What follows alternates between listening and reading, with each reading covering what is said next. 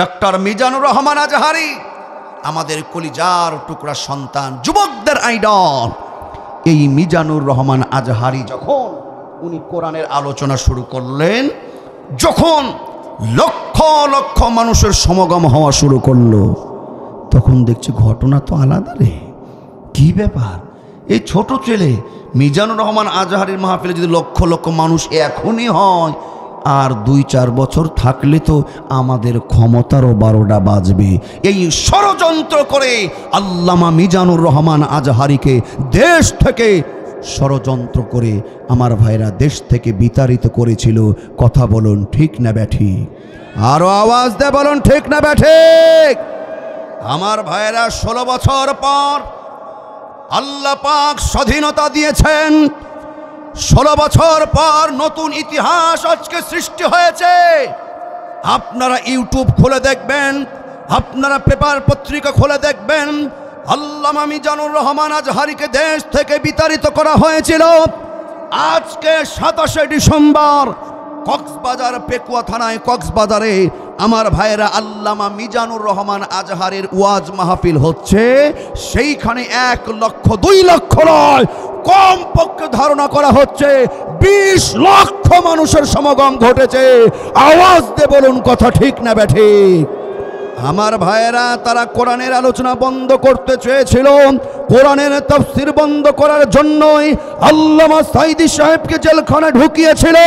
আমার ভাইয়েরা কোরআনের আলোচনা বন্ধ করার জন্য আমার ভাইয়েরা মিজানুর রহমান আজহারিকে দেশ থেকে তাড়িয়েছিল। কিন্তু আমার আল্লাহ রাব্বুল আলামিন তিনি বলেছেন, আল্লাহ পাক বলেছেন কখনো কোরআনের কণ্ঠের আওয়াজ বন্ধ করা যাবে না। এই জন্য আমার আল্লাহ রাব্বুল আলামিন আজকে সেটা প্রমাণ করিয়ে দিয়েছেন। কক্সবাজার পেকুড়ায় সারা দেশ থেকে লক্ষ লক্ষ যুবকগুলো আজকে কক্সবাজারে ছুটে গেছে। এটাই হলো কোরআনের মর্যাদা, এটাই হলো কোরআনের ক্ষমতা। আমি ওই হাতগুলো দেখতে চাই। এই দেহে যতদিন প্রাণ থাকবে, এই দেশে যতদিন আমরা বেঁচে থাকব, ইসলামের পক্ষে কোরআনের পক্ষে আমরা জীবন টিকিয়ে রাখতে চাই। কারা কারা রাজি আছো? 2টি হাত একবার দেখতে চাই। আল্লামা সাঈদী সাহেবকে হত্যা করার একটাই কারণ হলো এই কোরআনের আলোচনা, কোরআনের তাফসীর যেন শুনিয়ে বেধর্মীগুলোকে যেন ইমানদার বানাতে না পারে, অভদ্র মানুষগুলোকে যেন ভদ্র না বানাতে পারে। এই ভয় তারা পেয়ে গেছিল। সর্বনাশ! আল্লামা সাঈদী সাহেব যে কাজ শুরু করেছে, যে দাওয়াত দেওয়া শুরু করেছে, এইভাবে চলতে থাকলে আমাদের ক্ষমতার ভাটা বাজবে, আমাদের ক্ষমতার রসাতলে যাবে। কথা বলুন ঠিক না ব্যাঠিক? এই জন্য আল্লামা সাঈদী সাহেবকে কোরআনের জন্য যারা ভালোবাসেন, আমি তাদেরকে বলতে চাই, কোরআনের জন্য আল্লামা সাঈদী সাহেবকে যারা ভালোবাসেন, অনেকে মনক্ষুণ্ণ হতে পারে, হুজুর এই সব কথা এখানে কেন? কোরআনের জন্য এই কথা বলছি, তার কারণ আপনার কাছে এটা খারাপ লাগতো না যদি আপনার পিতার জায়গায় আপনি সাঈদী সাহেবকে বসাতেন। আল্লামা সাঈদী সাহেব যদি আপনার বাপ হতো, বিষয়টা আপনার কাছে কেমন লাগতো? আল্লামা সাঈদী সাহেব যদি আপনার সন্তান হতো, এই বিষয়টা আপনার কাছে কেমন লাগতো? আল্লামা সাঈদী সাহেব যদি আপনার আপন ভাই হতো, এই বিষয়টা আপনার কাছে কেমন লাগতো? কথা বলুন ঠিক কিনা? এই জাতির কাছে তাদের চেহারা উন্মোচন হয়ে গেছে। তারা পরিকল্পিতভাবে ষড়যন্ত্র করে আল্লামা সাঈদী সাহেবকে জেলখানার মধ্যে বন্ধ করেছিল। আমি তত্ত্বাবধায়ী সরকার ডক্টর ইউনূস সাহেবকে অনুরোধ জানাই, তত্ত্বাবধায়ী সরকারের কাছে দাবি রাখতে চাই, আল্লামা সাঈদী সাহেবকে পরিকল্পিতভাবে যাদের নির্দেশে ইনজেকশন পুশ করা হয়েছিল, ওই ডাক্তারকে অচিরেই অ্যারেস্ট করতে হবে। তাহলে বের হয়ে আসবে আল্লামা সাঈদী সাহেবের এটা মৃত্যু স্বাভাবিক মৃত্যু ছিল না, ওনাকে খুন করা হয়েছে, ওনাকে খুন করা হয়েছে। সাঈদী সাহেবের বিচার আমরা চাই। 2 হাত তুলে বলো লিল্লাহে তাকবীর। চ্যানেলটি সাবস্ক্রাইব করে আমাদের সঙ্গেই থাকুন। أعوذ بالله من الشيطان الرجيم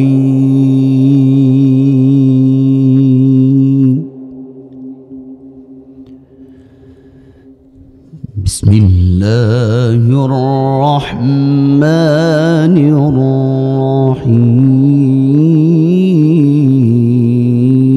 الرحيم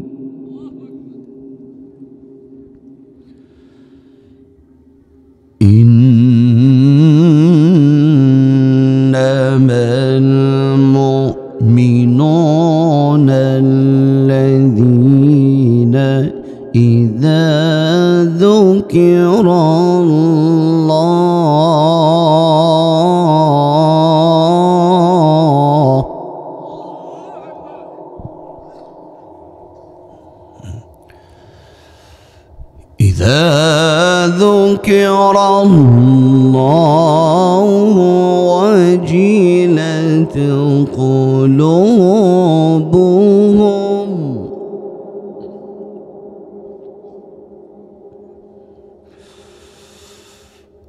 وجلت قلوبهم وإذا تليت عليهم آياته زادتهم إيمانا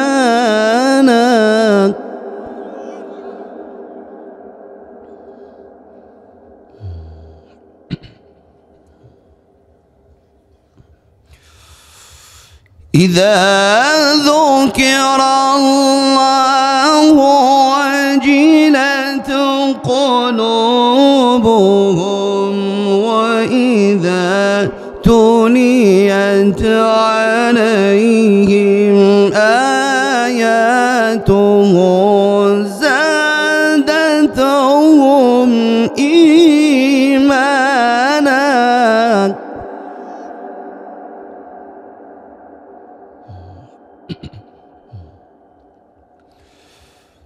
وإذا تليت عليهم آياته زادتهم إيمانا وعلى ربهم يتوكلون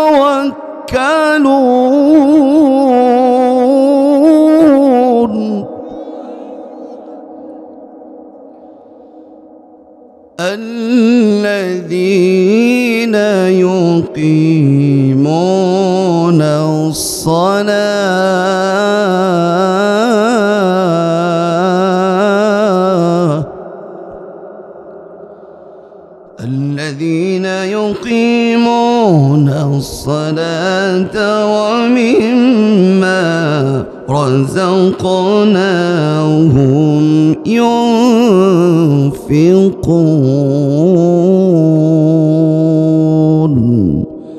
صدق الله العظيم मुसीबत ना पाई जोदी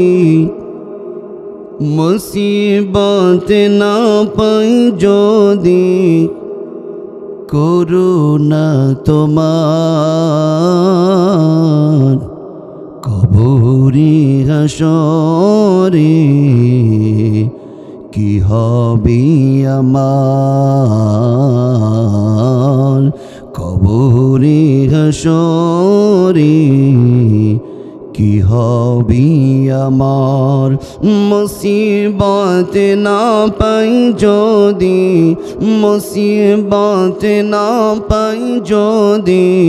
করুণা তোমার কবরে হাসরে কি হবে আমার কবরে হাসরে কি হবে আমার আছি গর্বে আমি পাপেরি সাগরে না জানি কি হবে ওপারে হাসরে আছি গর্বে আমি পাপেরি সাগরে মোরে না জানি কি হবে ওপারে হাসরে তোমারি সুপারিশ বিনে তোমারি সুপারিশ বিনে কেমনে হব পার কবরে হাসরে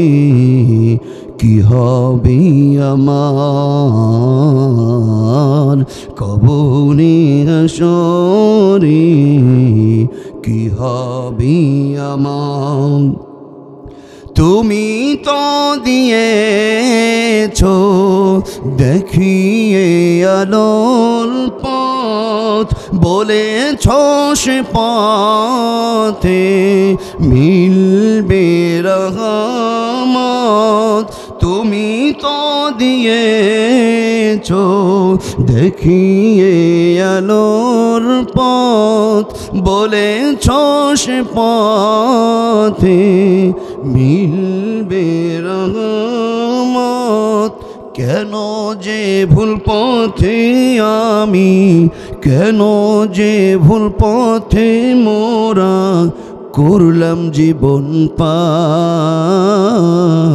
কবরে হাসরে কি হবে আমার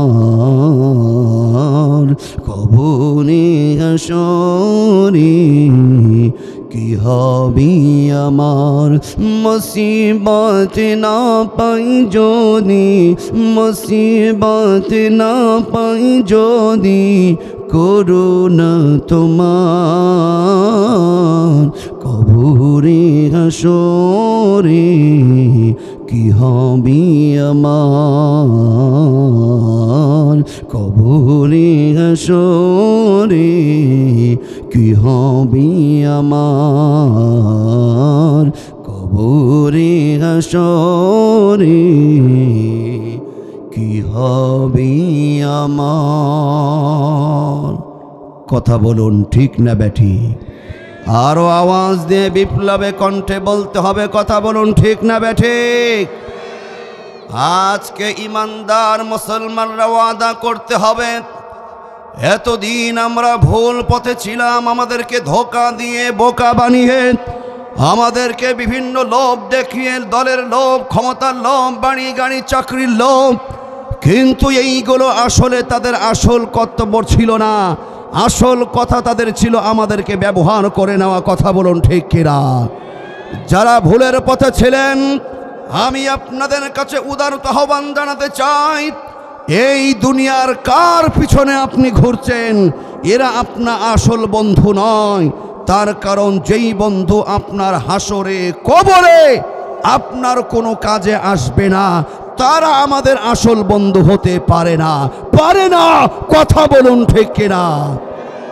আমরা দেখেছি আমার বাংলাদেশের আইনমন্ত্রী আনিসুল হক যখন এবং সালমান এফ রহমান যখন বর্ডার দিয়ে পালিয়ে যাচ্ছিল যখন আনিসুল হককে অ্যারেস্ট করা হলো তার কাছের বন্ধু সালমান এফ রহমান সাথে ছিল সে প্রকৃত বন্ধু হলে সালমান এফ রহমানকে ধরাতো না যখন আনিসুল হককে অ্যারেস্ট করলো এই আনিসুল হক সালমান এফ রহমানকে ধরিয়ে দিয়েছে কথা বলুন ঠিক না ব্যাঠিক যারা দুনিয়াতে আপনার বিপদে কাছে থাকে না এরা কবরে হাসরে আপনার বন্ধু হতে পারে না আমরা একমাত্র কোরআনের পক্ষে যারা থাকবে তাদেরকেই বন্ধু বানাবো কারা কারা রাজি আছো দুইটা হাত উঁচু করে দেখাও আল্লাহ পাক কবুল করুন বলি আমিন আরো আওয়াজ দিয়ে বলুন আমিন আপনি কাদের পিছনে ঘোরেন আপনার কবরে যদি কোনো কাজে না আসে আপনার হাসরে তারা যদি পাশে না থাকে কবর হাসর সেটা তো অনেক দূরের কথা দুনিয়ার অবস্থায় দেখালাম সবাই নিজে বাপলে বাপের নাম কথা বলুন ঠিক না ব্যাঠি আমার ভাইয়ের রাগ করলেন বোধহয় আপনারা কষ্ট পেলেন তাহলে আওয়াজ যে বন্ধ হয়ে গেল মুসলমানের কণ্ঠ যখন যত দেবেছে নাস্তিক মুরতাদদের রক্তচক্ষু তত উঁচু হয়েছে। কথা বলুন ঠিক না ব্যাঠি? তবে কণ্ঠ হতে হবে, গলার জোর থাকতে হবে। বিপ্লবী মুসলমানদের মতন আওয়াজ দিতে পারবেন ইনশাল্লাহ? আওয়াজ দিতে পারবেন ইনশাল্লাহ? দেখি তো কেমন আওয়াজ। লিল্লাহে তাকবীর। পিছনের দুই কর্নারের ভাইয়ের আওয়াজ দেয় নাই, একসঙ্গে লিল্লাহে তাকবীর। আমি একটু ব্যতিক্রম বক্তা, শুধু বক্তাই কথা বলবে আর শ্রোতারা ঝিমাবে আর বাদাম খাবে, ওই ওয়াজ আমি করব না। আপনাদের আওয়াজ যতক্ষণ স্ট্রং থাকবে, বক্তাও ততক্ষণ মঞ্চে থাকবে ইনশাআল্লাহ।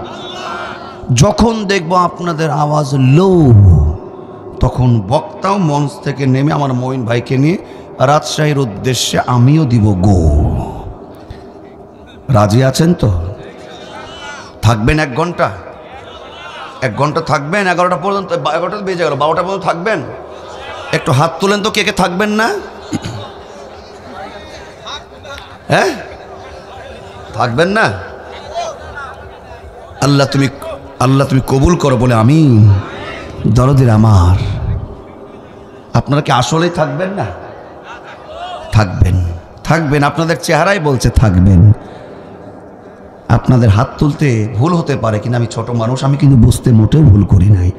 যারা হাত তুলেছেন, আমার মন বলছে সারা রাত ওয়াজ করলে আপনারা থাকবেন।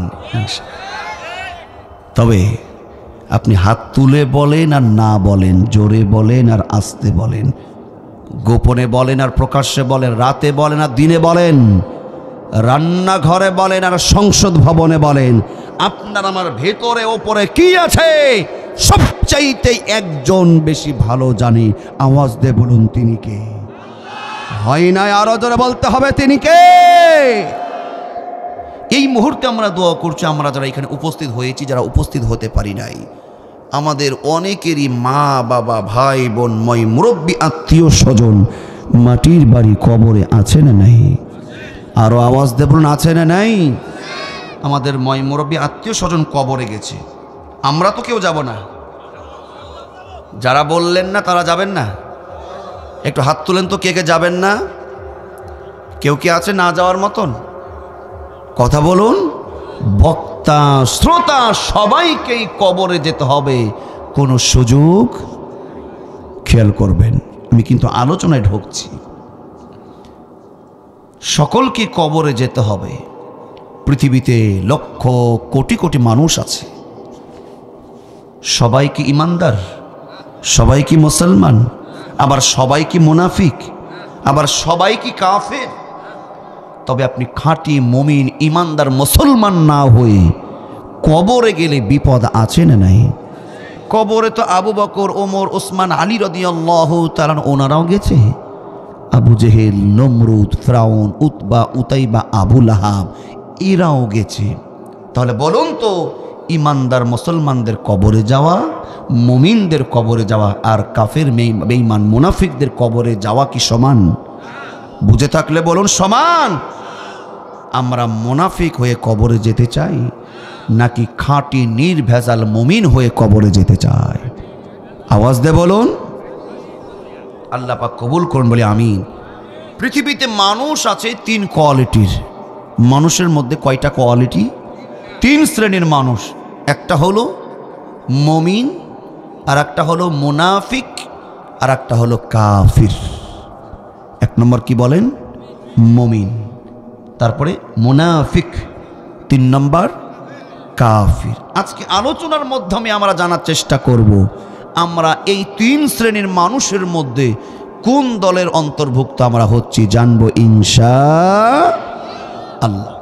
দরদের আমার, এই যে 3 শ্রেণীর মানুষ আলাদা আলাদা পৃথক পৃথক 3টা এই নামে সূরা আল্লাহ কোরআনে দিয়েছে।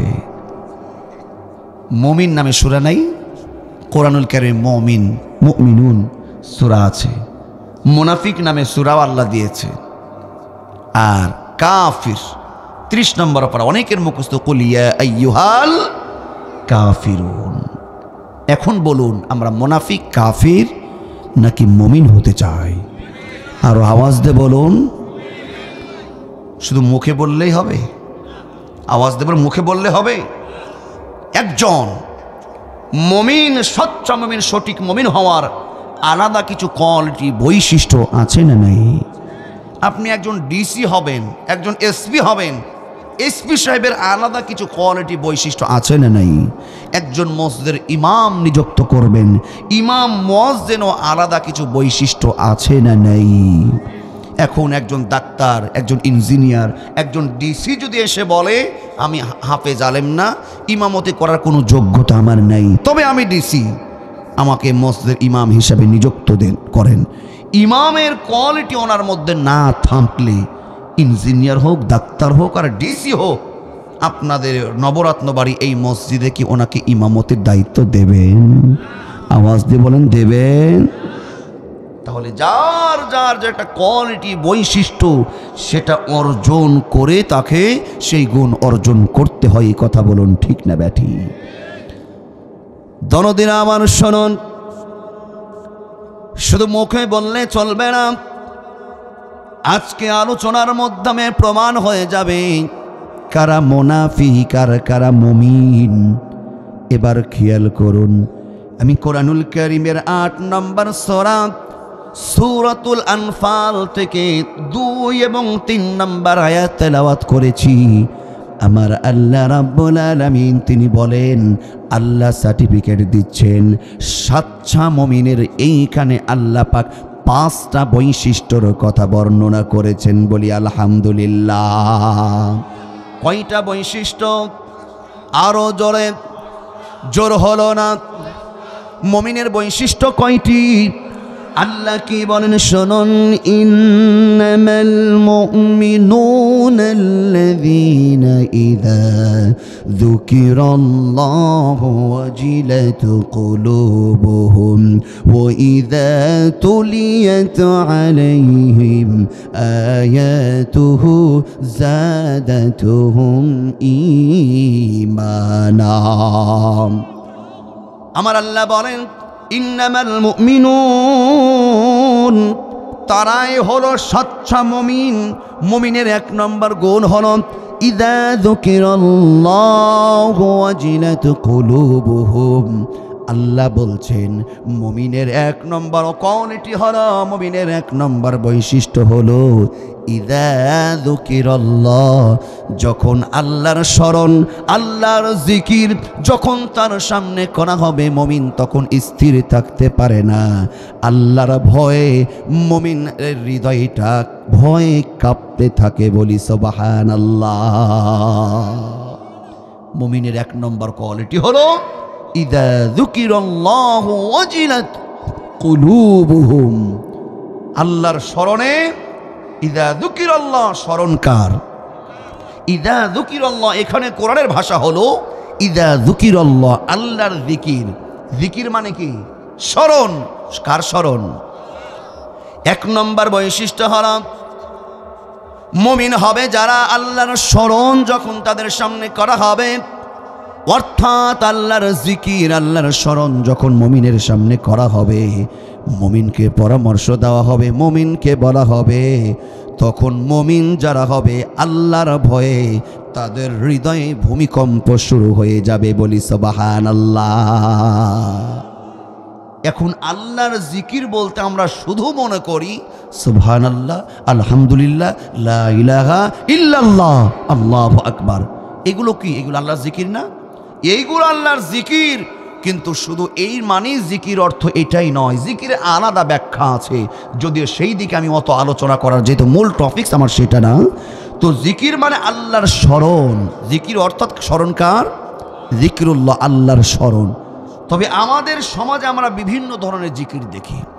কেউ জিকির দিতে দিতে খাম্বার উপরে উঠে বসে, কেউ জিকির দিতে এমন কুদ্দান দেয় গাছের উপরে উঠে বসে, ঠিক না ব্যাঠি? জিকির দিতে দিতে বক্তার কাঁধের উপরে উঠে বসে। এই রকম দৃশ্যও আমরা দেখেছি কি দেখি নাই? আমি বলি, তোমার নবীর উপর, আল্লাহর উপর এত ভালোবাসা, ইশকের এত ঠেলা যে জিকিরে এই যে প্যান্ডেল বাসে উঠে আমার মনে ওখানে বাবলা গাছ দেওয়া দরকার। তুমি কত উঠতে পারো দেখি। আমার ভাইরা, আল্লাহর জিকির শুধু জবান দিয়ে করলেই চলবে না, জবান দিয়ে তো করবেন। আল্লাহর জিকির জবান দিয়ে করলে কল্প পরিষ্কার হয়, অন্তর পরিষ্কার হয়, আল্লাহর সাথে মহাব্বত সৃষ্টি হয়। কথা বলুন ঠিক না ব্যাটি? দরদিরা আমার শুনুন, আল্লাহর জিকির ওয়াজ মাহফিল আপনারা শুনতে এসেছেন, আমরা বলতে এসেছি জালসা মাহফিল এটাও কার জিকির? এটাও আল্লাহর জিকির। নামাজ পড়া এটাও আল্লাহর জিকির। নামাজ পড়া, রোজা রাখা, আল্লাহর স্মরণে আপনি মক্কা মদিনায় যান, হজ করেন, উমরা করেন, এটাও কার জিকির? আপনি কোরবানি করেন, বলুন তো কার স্মরণে? আপনি আল্লাহর সন্তুষ্টির জন্য কোরবানি করেন, এটাও হলো আল্লাহর জিকির। আর এইখানে আল্লাহ রাব্বুল আলামিন ইযা যুকিরাল্লাহু ওয়াজিলাত কুলুবুহুম, আমার আল্লাহ রাব্বুল আলামিন এইখানে মুমিনের এক নম্বর কোয়ালিটি, এই যে এইখানে কোন জিকিরের কথা বলা হয়েছে, এটা হলো কোরআন নামক আল্লাহর পক্ষ থেকে বড় একটি জিকির। এইখানে আল্লাহ পাক কোরআন নামক এই জিকিরের কথা বলেছেন, বলি সুবহানাল্লাহ। কিন্তু অত্যন্ত দুঃখজনক হলো সত্য, আজকে এই মঞ্চ থেকে কোরআনের কথা বলা হবে, কোরআনের মেসেজগুলো আপনাদের সামনে তুলে ধরা হবে। যারা খাঁটি মুমিন হবে এরা বিরোধিতা করবে না, বরং কোরআনের আলোচনাগুলো শোনে তারা আল্লাহর ভয়ে আরো জড়ো সড়ো হয়ে যাবে, ঠিক কিনা? আর যারা ভেজাল, সবার কল তো এক না, কল হৃদয় সবার কি এক? কেউ খুশি হবে, চোখের পানি ফেলবে, আল্লাহর ভয়ে নত হয়ে যাবে। আবার কেউ কেউ আগামীকালকে দেখবেন বলবে হুজুর তো ওয়াজ করেনি, শুধু রাজনীতি করে গেল। বলবে না? বলবে কি বলবে না? মোড়ে যারা এইখান থেকে ওইখানে যাবে, বুঝে নেবেন যে এদের কল্পটা পবিত্র না, সঠিক না। এরা বলে যে হুজুর রাজনীতি করলো, এটা ওয়াজ করলো। আমি ওদের জন্য বলি যে হুজুর কোরআন থেকে যারা কথা বলে, এটা তোমাদের কাছে ওয়াজ মনে হবে না, এটা মুনাফিকদের জন্য হলো ওয়াশ। আওয়াজ দিয়ে বলুন ঠিক না ঠিক? দরদিরা আমার, এই কোরআন নামক জিকিরটা আমাদেরকে পড়তে হবে, জানতে হবে এবং আমল। কথা ঠিক কিনা? কল্প কিন্তু সবার এক না, কল্প কিন্তু তিন প্রকার। কয় প্রকার? কল্প হলো তিন প্রকার। কলবে সালিম, এক নম্বর হলো কলবে সালিম, এটা হলো বিশুদ্ধ কল, শুদ্ধ কল, এটা হলো আমার ভাইয়েরা মুমিনের কলব। আর দুই নম্বর হলো কলবে মারিদ, এটা হলো অসুস্থ কলব, অর্থাৎ ভালো জিনিস তাদের ভালো লাগবে না। কথা বলুন ঠিক কিনা? ওই যে যাদের অসুস্থ কলব, তারা আজকে এইখানে নাই, জালসায় শয়তানিতে গেছে। কথা বলুন ঠিক কিনা? তিন নম্বর হলো আমার ভাইয়েরা, কলবের তিন নম্বর কোয়ালিটি হলো, তিন নম্বর কলবে মাউত। কলবে মাউত অর্থাৎ যাদের কলব নাই, কলবটা একেবারে মৃত্যুবরণ করেছে, এই রকম মানুষ বাংলাদেশে নাই। আওয়াজ দেবেন, আছে না নাই? এবার বলুন, আমরা অসুস্থ কলবের মালিক হতে চাই, মৃত্যু কলবের মালিক হতে চাই, নাকি সুস্থ কলবের মালিক হতে চাই? দরদের আমার শুনুন, যাদের কলবটা মৃত্যু, এদের কলবে কখনোই কোরআনের কথা ভালো লাগবে না। আমার আল্লাহ রাব্বুল আলামিন তাদের বিষয়ে বলেছেন সূরাতুল আরাফ 179 নম্বর আয়াতে আল্লাহ বলেন, ওয়ালাকাদ যারানা লিজাহান্নামা কাসীরাম মিনাল জিন্নি ওয়াল ইনস লাহুম কুলুবুল লা ইয়াফকাহুনা বিহা ولهم أعين لا يبصرون بها ولهم آذان لا يسمعون بها أولئك كالأنعام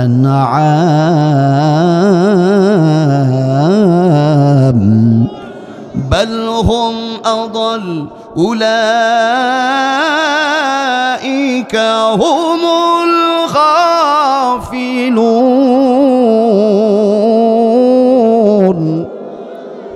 আমার আল্লাহ কি বলেন শুনুন, যাদের কল্পটা মরিচিকা ধরে মরে গেছে, আল্লাহ বলেন ওয়ালাকাদ যারানা লিজাহান্নাম কাসীরাম মিনাল জিন্নি ওয়াল ইনস।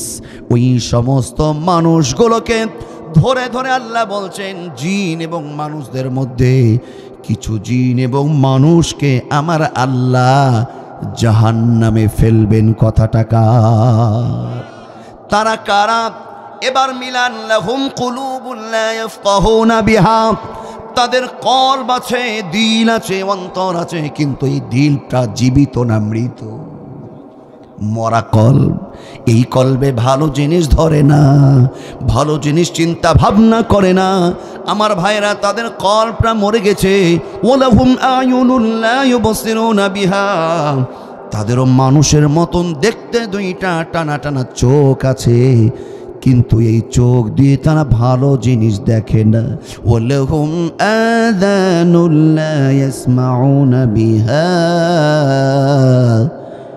মানুষের মতন তাদের দুইটা কর্ণকহর আছে, দুইটা কান আছে, কিন্তু এই কান দিয়ে অনেক মানুষই ভালো জিনিস শোনে না, খারাপ জিনিস শুনতে তাদের ভালো লাগে। এই রকম মানুষ ঘাটাইলে আছে না নেই? নবরত্ন বাড়িতে আছে না নাই? বালহুম আদাল, আমার আল্লাহ বলছেন উলাইকা কাল আনআম, আল্লাহ বলছেন এরা হলো চতুষ্পদ জন্তুর মতো, কুত্তা জানোয়ারের মতন। কথাটা কার? বালহুম আদাল। আল্লাহ বলছেন কিছু কিছু ক্ষেত্রে এই কোয়ালিটির মানুষগুলো হলো কুত্তা জানোয়ারের চাইতেও নিকৃষ্ট। কথা বলুন ঠিক কিনা? আরো আওয়াজ দিয়ে বলতে হবে ঠিক না ঠিক?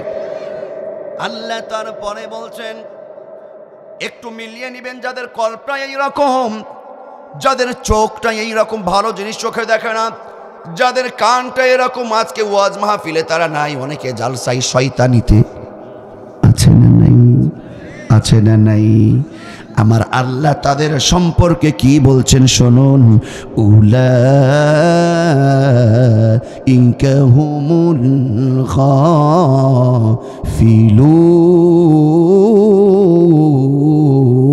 গাফিলুন। আল্লাহ বলছেন এরা হলো গাফেল, এরা হলো পথভ্রষ্ট, এরা সঠিক পথ থেকে অনেক দূরে চলে গেছে। কথা বলুন ঠিক না বেটি? আমরা অসুস্থ কল্ব, মৃত কল্ব, নাকি আমরা খাঁটি মুমিন সুস্থ কল্বের মালিক হতে চাই? কথা বলুন ঠিক না বেটি? মুমিনের কোয়ালিটি কয়টি? নাম্বার 1 মুখস্থ করবেন পয়েন্টগুলো। 1 নাম্বার হলো ইযা যুকিরাল্লাহ, মুমিন হবে যারা এইখানে কোরআনের প্রত্যেকটা বিধিবিধান, প্রত্যেকটা নিষেধ, প্রত্যেকটা আদেশ, আমার ভাইরা আল্লাহর প্রত্যেকটা হুকুম মুমিন স্বতঃস্ফূর্তভাবে মেনে নিবে। কথা বলুন ঠিক কিনা?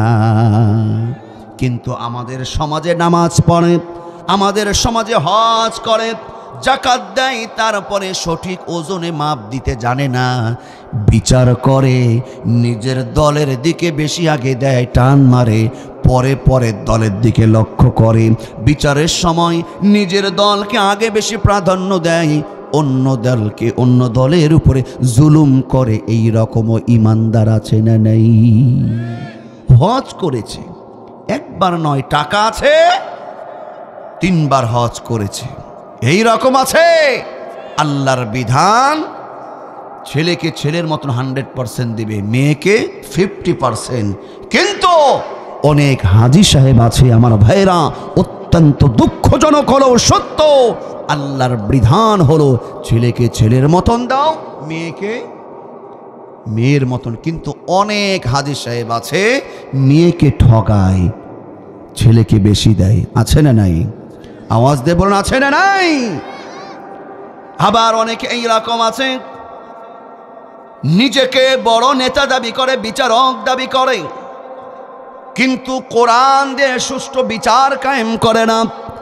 আল্লাহ বলেন, ইন্নাল্লাহা ইয়া'মুরুকুম আন তু'আদ্দুল আমানাতি ইলা আহলিহা ওয়া ইযা হাকামতুম বাইনান নাসি আন তাহকুমু বিল আদল। চিৎকার করে বলুন আল্লাহু আকবার। এই কোরআনের ফয়সালা হলো, আল্লাহ রাব্বুল আলামিন বলেন, তোমরা যখন বিচার করবে, আল্লাহ পাক বলছেন এই নীতি, এই আমার নির্দেশ ফলো করবে। আল্লাহ বলছেন সমস্ত আমানতদার লোকদের হাতে আমানতটা তুলে দাও, এবং বিল আদল, যখন তোমরা বিচার ফয়সালা করবে এটা আদল করবে, ন্যায় নীতি ইনসাফ ভিত্তিক বিচার করবে। কিন্তু সঠিক সত্য বিচার অনেক বিচারকই করতে জানে না। কথা বলুন ঠিক কিনা? আমাদের ছেলেদের দোষ দিব কি? বাপের ইমানই তো ঠিক নাই, তাহলে তো ছেলেগুলো ভুল পথে যাবে। আওয়াজ দিয়ে বলুন, মসজিদের ইমাম সাহেব যদি ঠিক না হয়, মুসল্লি ঠিক হবে এটা কল্পনা করাও ঠিক না। দেশের লিডার, দেশের নেতা, দেশের যদি নেতারাই যদি ঠিক না হয়, বিচারের বিষয়ে সঠিক বিচার যদি না করে, কর্মীরা আবার কেমন হবে? এই জন্যই তো কর্মীগুলো চোর আর লিডার হয়েছে ডাকাত। কথা বলুন ঠিক না ব্যাঠি? যদি নিজেকে মুমিন দাবি করতে চান, এই কলবে আল্লাহর প্রত্যেকটা বিধান, প্রত্যেকটা ফয়সালা, প্রত্যেকটা হুকুম আপনার সামনে যখন আসবে, ইযা যুকিরাল্লাহু ওয়াজিলাত কুলুবুহুম, আপনার যে দায়িত্ব, আপনার অধীনস্থদের ওপরে আপনার যে কর্তব্য আছে, আল্লাহর হুকুমটা বাস্তবায়নের জন্য আপনার হৃদয়টা প্রকম্পিত হবে। যতক্ষণ আপনি আল্লাহর হুকুমটা বাস্তবায়ন না করবে, একজন মুমিন ঠিক থাকতে পারবে না, তার অন্তর হৃদয়টা আল্লাহর ভয়ে কাঁপতে থাকবে। কথা বলুন ঠিক না ব্যাঠি? আল্লাহর নবীর আদর্শ সাহাবীরা কেমন আদর্শ পেয়েছিলেন? নবীর আদর্শ সাহাবীরা অর্জন করে সোনালী যুগ উপহার দিয়েছেন। সেই আদর্শ, সেই বিচার, সেই ফয়সালা, সেই চরিত্র আমাদেরও আনার দরকার আছে না নাই? দেখেন, নবীর সাহাবী আমিরুল মুমিনিন খলিফাতুল মুসলিমিন হযরত ওমর, নাম কি? আরো জোরে। হযরত ওমর কেমন প্রেসিডেন্ট ছিলেন? ছোট্ট একটা বাংলাদেশের নয়, ইন্ডিয়ার নয়, ওয়ার্দজাহানের প্রেসিডেন্ট। হযরত ওমরের আল্লাহর বিধানের উপরে কেমন ভরসা, আল্লাহর হুকুম বাস্তবায়নের ক্ষেত্রে তার হৃদদিলটা কেমন ভাবে কেঁপে উঠেছিল। হযরত ওমরে ফারুক রাদিয়াল্লাহু তাআলা তার ক্ষমতার আমলে রাত্রিবেলায় তিনি প্রতিদিনের মতন প্রতি রাতে তার নিয়ম, হযরত ওমর রাতে বের হয়ে গেলেন, তার অধীনস্থ সমাজের মানুষগুলো কে কেমন আছে একটু স্বচক্ষে দেখার জন্য খোঁজে বের হয়ে গেছেন। হযরত ওমরে ফারুক কেমন প্রেসিডেন্ট? হযরত ওমরে ফারুক রাত্রে বের হয়ে গেলেন, মরুভূমি অঞ্চলে গেলেন, একটা তাঁবু দেখতে পেলেন। এই তাঁবুর মধ্যে টিপ টিপ যেন ল্যাম্প বাতি জ্বলে। হযরত ওমরে ফারুক কাছাকাছি গেলেন। কাছাকাছি যখন গেলেন, দেখা যায় ওই তাঁবুর মধ্য থেকে ছোট বাচ্চার কান্নার আওয়াজ ভেসে আসে। আমিরুল মুমিনিন খলিফাতুল মুসলিমিন ওমর, তার দিলটা, হৃদয়টা কেমন দেখেন, একটু মেলাবেন। হযরত ওমর এবার সালাম দিয়ে যখন ভেতরে প্রবেশ করলেন, দেখলেন ওই তাঁবুর মধ্যে কিছু সন্তান নিয়ে একজন বুড়ি মা, একজন মা চুলার উপরে পাতিল দিয়ে কিছু রান্না বান্না করছে, আর ছোট্ট ছোট্ট সন্তানগুলো খাবার কখন রেডি হবে খাবারের জন্য ছটপট ছটপট করে। হযরত ওমরে ফারুক বলে, এই দৃশ্য দেখে যেন আমার পায়ের নিচে থেকে মাটি সরে যায়। হযরত ওমরে ফারুক বলে, মা, ও মা, তুমি তো বড়ই নিষ্ঠুর মা, এই সন্তানগুলোকে এত কষ্ট কেন দিচ্ছ? তুমি তো আরো আগেই রান্না বান্না করতে পারতে, আরো আগেই খাবার রেডি করে সন্ধ্যার মধ্যে বাচ্চাগুলোকে খাইয়ে দিতে পারতে, কিন্তু তাদের উপরে তুমি এমন কেন জুলুম করছো? এত রাত ধরে রান্না করো নাই। এই মা বলেন, ও প্রতীক, ওমরকে তো চেনে না, বলে ও প্রতীক তুমি কে? তোমাকে তো আমি চিনলাম না। তবে শোনো, তবে শোনো, ও প্রতীক, আমার চুলার উপরে, পাতিলের উপরে যে রান্না করছি, আসলে রান্না কোনো কিচ্ছু হচ্ছে না। ওই পাতিলের মধ্যে পানি দিয়ে কিছু পাথর দিয়ে আমি নাড়াচাড়া করছি, সন্তানগুলোকে সান্ত্বনা দিচ্ছি, বাবা ধৈর্য ধরো, গোস্ত রান্না হচ্ছে, কিছুক্ষণ পরেই খাবে। হযরত ওমর বলে, আমি আর ঠিক থাকতে পারলাম না। মা, তোমরা কোথায় থেকে এসেছো? কোথায় তোমাদের ঠিকানা? এই মা বলে, ও প্রতীক, আমরা আসলে মদিনার রাষ্ট্রের বাইরের মানুষ। আমরা শুনেছি মদিনার যিনি প্রেসিডেন্ট, তিনি নাকি অনেক মানব দরদি। আমরা তার কাছে এসেছি। আমরা সময়ের কারণে আমরা ওনার দরবার পর্যন্ত পৌঁছাতে পারি নাই। আমরা রাত হয়ে গেছে, এইখানে অবস্থান করেছি। আমাদের ইচ্ছা হলো আমরা মদিনার প্রেসিডেন্টের কাছে যাব, কিছু সাহায্য নেব।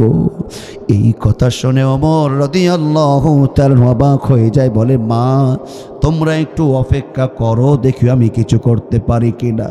আমিরুল মুমিনিন খলিফাতুল মুসলিমিন ওমর এক দৌড় দিয়ে খদেম আসলামকে ডাক দেয়, বলে, আসলাম রে, বাইতুল মালের দরজা খোল। আসলাম, খাবার তৈ তরকারি ময়দা বস্তার মধ্যে রেডি কর। বস্তা রেডি হয়ে গেছে। নেতা কাকে বলে? দিল, মুমিনের দিল কাকে বলে? ওমর বলে, আসলাম রে, এই খাদ্যের বস্তাটা আমার কাঁধে তুলে দে। সুবহানাল্লাহ বলেন। প্রেসিডেন্ট কাকে বলে? আসলাম বলেন, আমিরুল মুমিনিন খলিফাতুল মুসলিমিন, বস্তা বহন করার জন্য তো আমি আছি, আপনি কেন? আপনি খলিফা, আপনার কাঁধে কেন বস্তা? কোথায় নিয়ে যেতে হবে বলুন, আমি তো আছি, আমি আছি। ওমর বলে, আসলাম রে, আমি যেই দৃশ্য দেখে আসলাম, এটা আমার দায়িত্ব, এই বোঝা আমার। এর জন্য কিয়ামতের দিন আসলাম রে, তোকে প্রশ্ন করা হবে না। ও আসলাম, আমাকে প্রশ্ন করা হবে, বরং এই বোঝা আমার, তোর কাঁধে না, আমার কাঁধে এই বোঝা তুলে দে। হযরত ওমর, কোন ওমর? অর্ধজাহানের প্রেসিডেন্ট। বস্তাটা কাঁধে নিয়ে এক দৌড় দিয়ে তাঁবুর কাছে গেলেন। তাঁবুর কাছে গিয়ে বস্তাটা রাখলেন। মাকে বললেন, মা তুমি রান্না করো, বাচ্চাদের খাবারগুলো রেডি করো। রান্না বান্না শুরু হয়ে গেল। হযরত আমিরুল মুমিনিন ওমর রুটি বানাতে একটু সহযোগিতা করলেন। রান্না রেডি হয়ে গেল।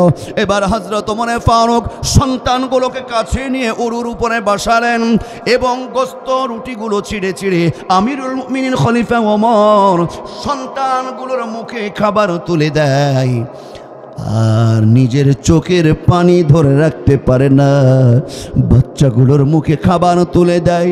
এই মা, তার চোখ পড়ে যায় উমরের দিকে, দেখে উমরের চোখগুলো বেয়ে বেয়ে দাড়ি ভেজে ভেজে পানি পড়ে যায়।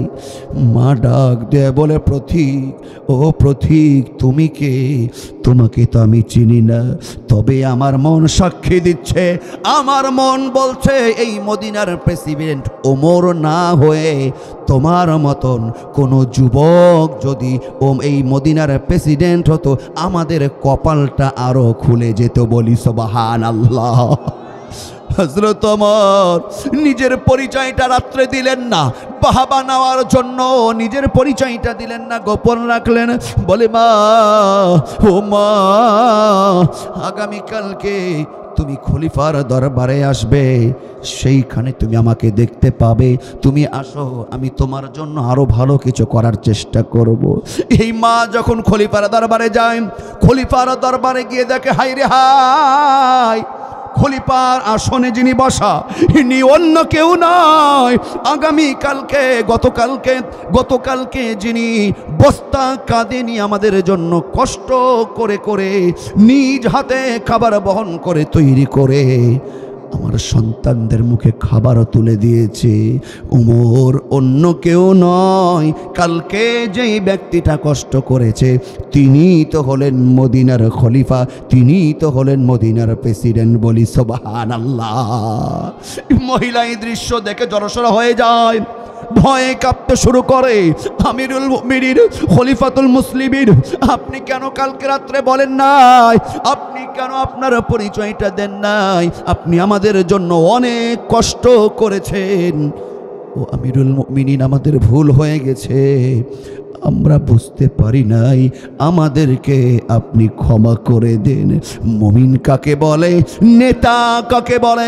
আমিরুল মুমিনিন খলিফাতুল মুসলিমিন বলে, মা, ও মা, তুমি উল্টা এই কথা বলবে না।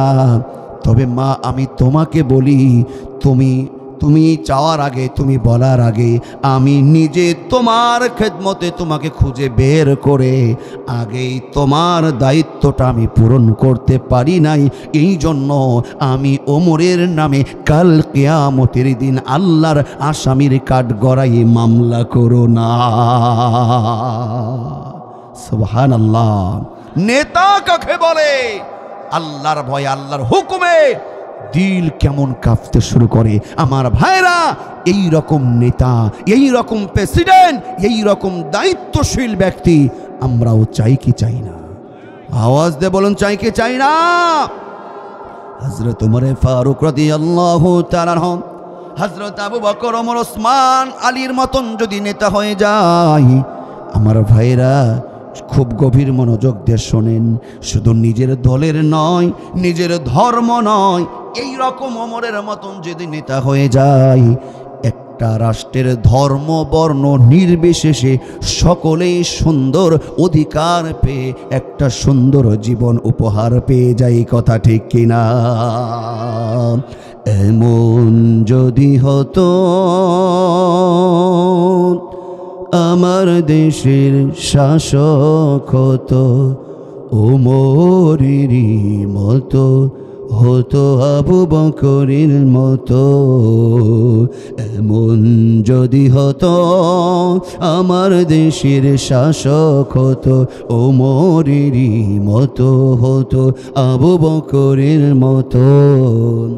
আমার দেশের মা বোনেরা লাঞ্ছিতা হতো না, আমার দেশের কৃষক শ্রমিক বঞ্চিত হতো না, ধনী গরিব ভালোবাসায় জীবন ফিরে পেত। আমার দেশের নেতা যদি ওমরের মতন হতো, এমন যদি হতো আমার দেশের শাসক হতো ওমরেরই মতো, হতো আবু বকরের মতো। পড়ুন আমিন, আরো আওয়াজ দিয়ে পড়ুন আমিন। আমার ভাইরা, আমাদের প্রত্যেকের প্রত্যাশা এই রকম শাসক নেতা, ওমরের মতন আদর্শবান মুমিন ইমানদার নেতা আমাদের হয়ে যাক। পড়ুন আল্লাহুম্মা আমিন। কিন্তু আমরা নেতাদের চরিত্র দেখি, নিজেদের পরিবারের, নিজেদের দলের আখের গোছাতে ওদের জীবন শেষ। ঠিক না ব্যাঠিক? আজকে এর জন্য দায় কারা? এর জন্য দায় হলাম আপনি আর আমি, আমরা জনগণরা দায়। মুসলমানদের নেতা হওয়ার কিছু কোয়ালিটি আছে, মুখস্থ করেন। মুসলমানদের নেতা হওয়ার জন্য কমপক্ষে তার 4টি গুণ থাকা লাগবে। কয়টি? আওয়াজ দিয়ে বলুন। এই 4টা গুণ যেই সমস্ত নেতার মধ্যে আমরা দেখব, আগামীতে মুসলমানদের নেতা হিসাবে তাদেরকেই আমরা চয়েস করব ইনশাআল্লাহ। বলবো 4টা গুণ কি কি?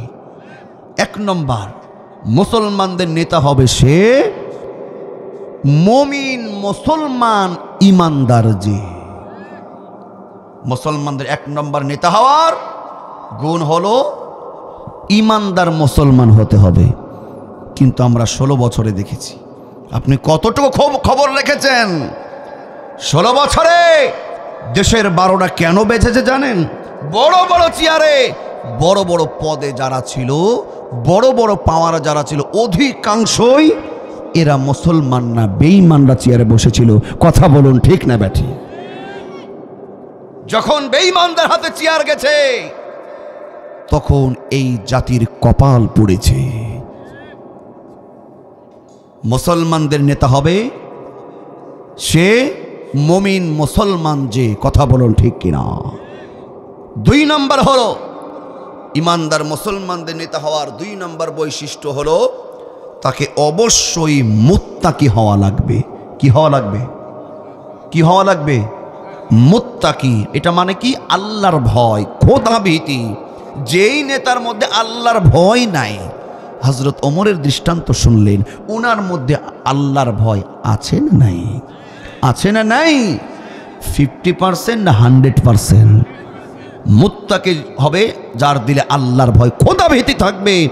এই রকম নেতা আপনি নির্বাচন করবেন, ওয়াল্লাহি আল্লাহর কসম, এই রকম শাসক কখনো জনগণের উপরে বেইনসাফ দৃষ্টিপাত করবে না, করবে না। কথা বলুন ঠিক কিনা? 3 নম্বর মুসলমানদের নেতা হওয়ার 3 নম্বর গুণ, তাকে আদল হতে হবে। আদল, আদল মানে কি জানেন? আদলের ব্যাখ্যা হলো ন্যায় পরায়ণ, নীতিবান, ইনসাফ ভিত্তিক বিচারক। বিচার হবে নিজের দলের জন্য উঁচু, অন্য দলের জন্য নিচু নয়। সত্য ইনসাফ ভিত্তিক বিচার কায়েম যিনি করবে, মুসলমানদের নেতা তিনি হবে। ঠিক কিনা? 4 নম্বর হলো মুসলমানদের নেতা যখন নির্বাচন করবেন, 4 নম্বর কোয়ালিটি হলো সেই ব্যক্তিটাই মুসলমানদের নেতা হওয়ার যোগ্যতা রাখে। দরদিরা আমার, ইমানি পরীক্ষায় যিনি শত নির্যাতন অত্যাচার সহ্য করে ইমানি পরীক্ষা দিয়েছে, ইমানি পরীক্ষা দেওয়ার পরে ইমানি পরীক্ষায় টিকে থেকে আল্লাহর সন্তুষ্টর জন্য ইমানি পরীক্ষায় উত্তীর্ণ হয়েছে, এই ব্যক্তিকে মুসলমানদের নেতা আমরা করব। কথা বলুন ঠিক কিনা? তার কারণ আমার ভাইরা, পৃথিবীতে যত পয়গম্বর আল্লাহ ঘটিয়েছেন, পাঠিয়েছেন, আল্লাহ রাব্বুল আলামিন একজন পয়গম্বরকে সবচাইতে বেশি পরীক্ষা করেছেন, সবচাইতে বেশি পরীক্ষা করে দেখে নিয়েছিলেন। সে পয়গম্বরের নাম কি? নাম কি? হযরত ইব্রাহিম আলাইহিস সালাতু ওয়াস সালাম। বলি সুবহানাল্লাহ। পয়গম্বর ইব্রাহিমের পুরা জীবনটাই ছিল পরীক্ষার মধ্যে ভরপুর। খুব গভীর মনোযোগ দেন দরদিরা আমার। এই পয়গম্বর প্রত্যেকটা পরীক্ষায় উত্তীর্ণ হয়েছে, ফার্স্ট ক্লাস ফার্স্ট হয়েছে। আমার আল্লাহর পক্ষ থেকে ওনাকে সম্মানিত করেছে। আল্লাহ বলছেন, ওয়াইয ইবতালা ইব্রাহিম রাব্বুহু বিকালিমাতিন ফাআতাম্মাহুন ক্বালা ইন্নী জাইলুকা লিন্নাসি ইমামা। আল্লাহ বলেন, আমার বন্ধু পয়গম্বর, তুমি প্রত্যেকটা পরীক্ষায় উত্তীর্ণ হয়েছো। আল্লাহ রাব্বুল আলামিন বিশ্ব নবীকে স্মরণ করিয়ে দিচ্ছে, ইব্রাহিমের পরীক্ষার কথা স্মরণ করেন। আমার পয়গম্বর ইব্রাহিম প্রত্যেকটা পরীক্ষা ধৈর্যের সাথে ইমানি পরীক্ষায় মোকাবেলা করে উত্তীর্ণ হয়েছে। খুশি হয়ে ইন্নী জাইলুকা লিন্নাসি ইমামা, আমার আল্লাহ বলছে, ইব্রাহিম তোমার পরীক্ষায় আমি খুশি, আমি আল্লাহ তোমাকে খুশি হয়ে জাইলুকা লিন্নাসি ইমামা, আমি তোমাকে জাতির পিতা, জাতির নেতা বানিয়ে দিলাম। বলি সুবহানাল্লাহ। আরো আওয়াজ দিয়ে পড়ুন সুবহানাল্লাহ। জাতির পিতার নাম কি? আওয়াজ দিয়ে বলুন, নাম কি? জাতির পিতা, নেতা। নেতা হলো ইমাম। ইন্নী জাইলুকা লিন্নাসি ইমামা। ইমাম আপনাদের মসজিদের ইমাম সাহেব আছে না? ইমাম, ইমামের বাংলা কি? নেতা। কি? নেতা। এই নেতা মুসলমানদের নেতা, জাতির পিতা ইব্রাহিমকে বানিয়েছেন একজন। তিনি কে? আসতে বলবেন না তিনি কে? আমরা এই চারটা কোয়ালিটি থেকে মনে থাকবে, আমরা মুসলমানদের নেতা বানাবো ইনশা। এবার আসুন দরদের আমার, খাঁটি মুমিনের বৈশিষ্ট্য পাঁচটি। 2 নম্বর বৈশিষ্ট্য কোয়ালিটিটা কি?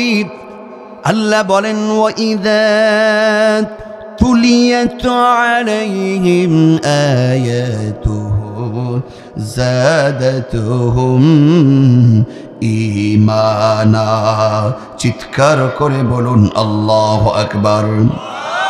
আমার আল্লাহ বলেন মুমিনের 2 নম্বর কোয়ালিটি হলো, বৈশিষ্ট্য হলো, এই যে আপনারা বসে আছেন, আমি যখন কোরআন তেলাওয়াত করছি, কোরআন তেলাওয়াত শেষ হতে না হতে আপনাদের হৃদয়ে এক ধরনের প্রশান্তি আসছে কি আসছে না?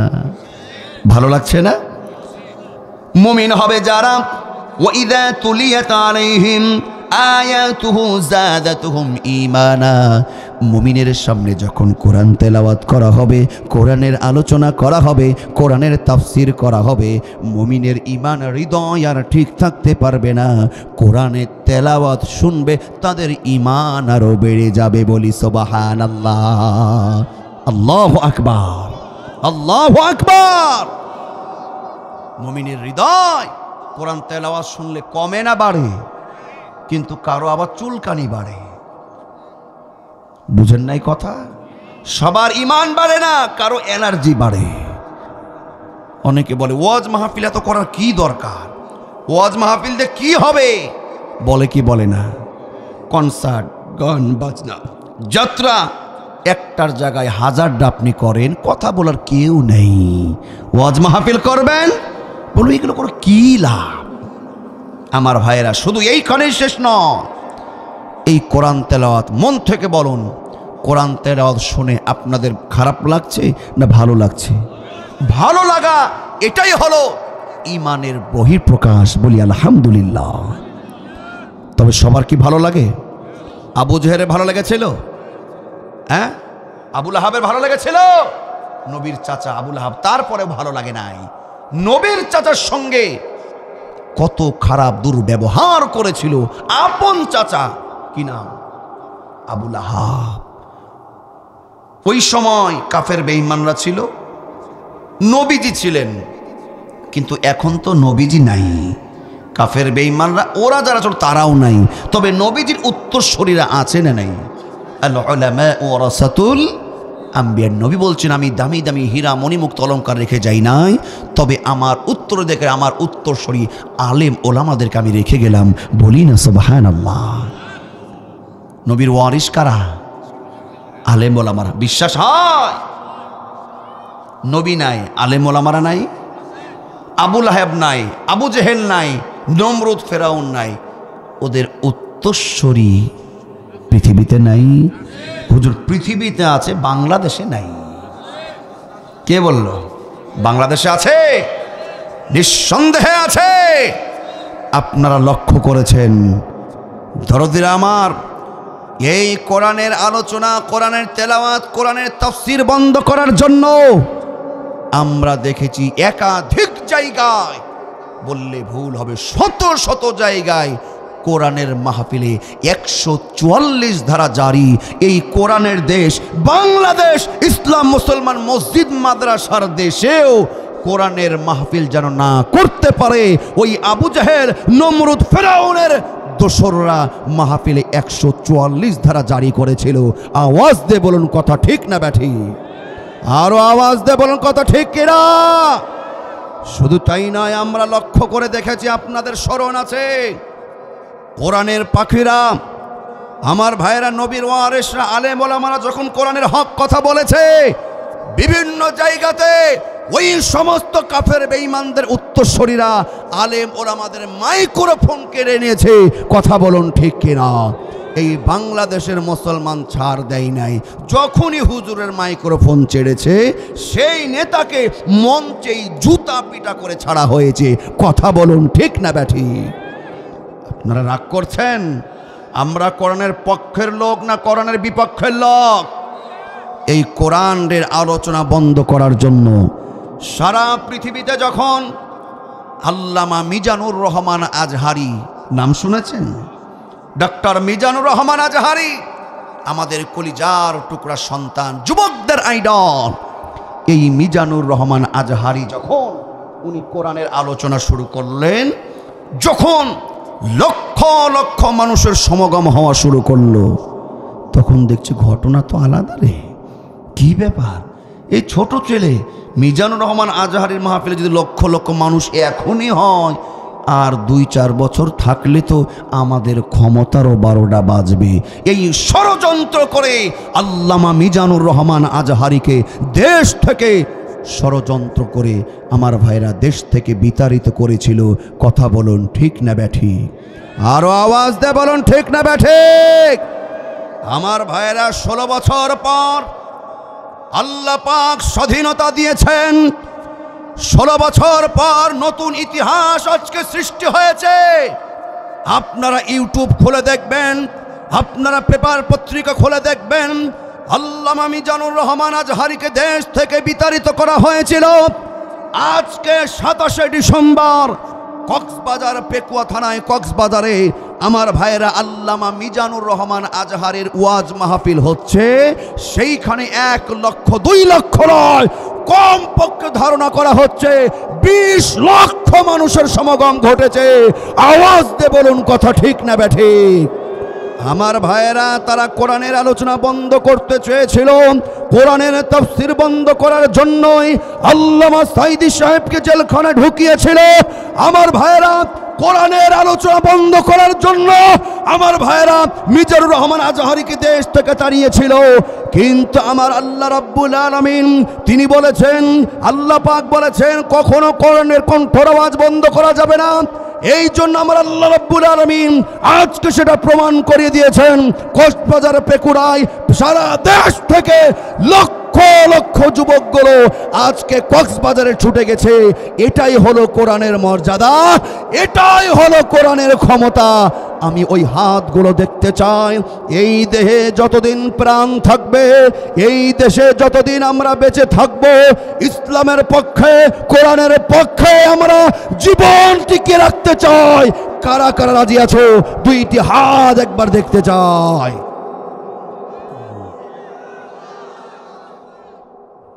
আল্লাহ পাক কবুল করুন, বলি আমিন। আমার ভাইরা, কালকে ইউটিউব খুলে দেখবেন। আজকে অনেকে দেখেছেন, যারা দেখেন নাই, আমার ভাইরা, ইতিহাস সৃষ্টি হবে। এটা কার হুকুমে? আওয়াজ দিয়ে বলুন কার হুকুমে? আমার ভাইরা শুনুন, আল্লাহ বলছেন, وَإِذَا تُلِيَتْ عَلَيْهِمْ آيَاتُهُ زَادَتْهُمْ إِيمَانًا। ইমানদার মুসলমানের সামনে যখন কোরআনের তাফসীর করা হয়, কোরআনের ব্যাখ্যাগুলো উপস্থাপন করা হয়, কোরআনের তেলাওয়াত করা হয়, তখন ইমানদার মুমিন যারা হবে তারা স্থির থাকতে পারে না, তাদের হৃদয়টা আরো বেশি বেড়ে যায়। বলি সুবহানাল্লাহ। আর যারা বাংলাদেশে হোক আর হিন্দুস্তানে হোক, আমার ভাইরা, কোরআনের আলোচনা, কোরআনের তেলাওয়াত, কোরআনের তাফসীর যারা বন্ধ করে দিতে চায়, এটা কোনো মুমিনের বৈশিষ্ট্য হতে পারে না। আর এটা নতুন কোনো ঘটনা না, এটা হলো অনেক পুরান ঘটনা। আমার ভাইরা, কোরআনের আওয়াজ যারা বন্ধ করতে চায়, এটা মানুষের ইমানদারদের বৈশিষ্ট্য নয়, এটা হলো কাফের বেঈমানদের চরিত্র। কথা বলুন ঠিক কিনা? মোল্লার কথা নয়, আল্লাহর কথা শুনুন। আল্লাহ কোরআনুল কারীমে তুলে ধরেছেন, ওয়াকালাল্লাযীনা কাফারু লা তাসমাউ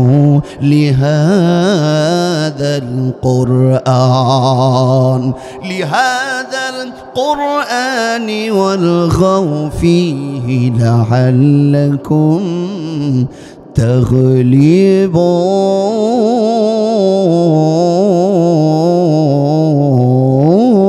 তাগলিবুন। আমার আল্লাহ রাব্বুল আলামিন বলেন, যখন আল্লাহর নবী মুহাম্মদ এবং মুসলমানরা যখন কোরআন তেলাওয়াত শুরু করল, কাফের বেঈমানদের আদর্শ চরিত্র ছিল এটা।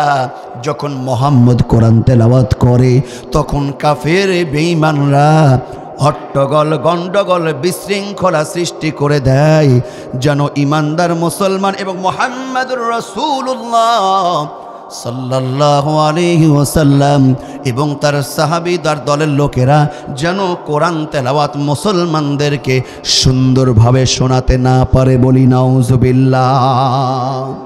শুধু বাংলাদেশে নয় আমার ভাইরা, ওই মক্কা নগরীতে আবু জেহেল এবং কাফের বেঈমানরা কোরআনের আলোচনা বন্ধ করার পায়তারা জুড়েছিল।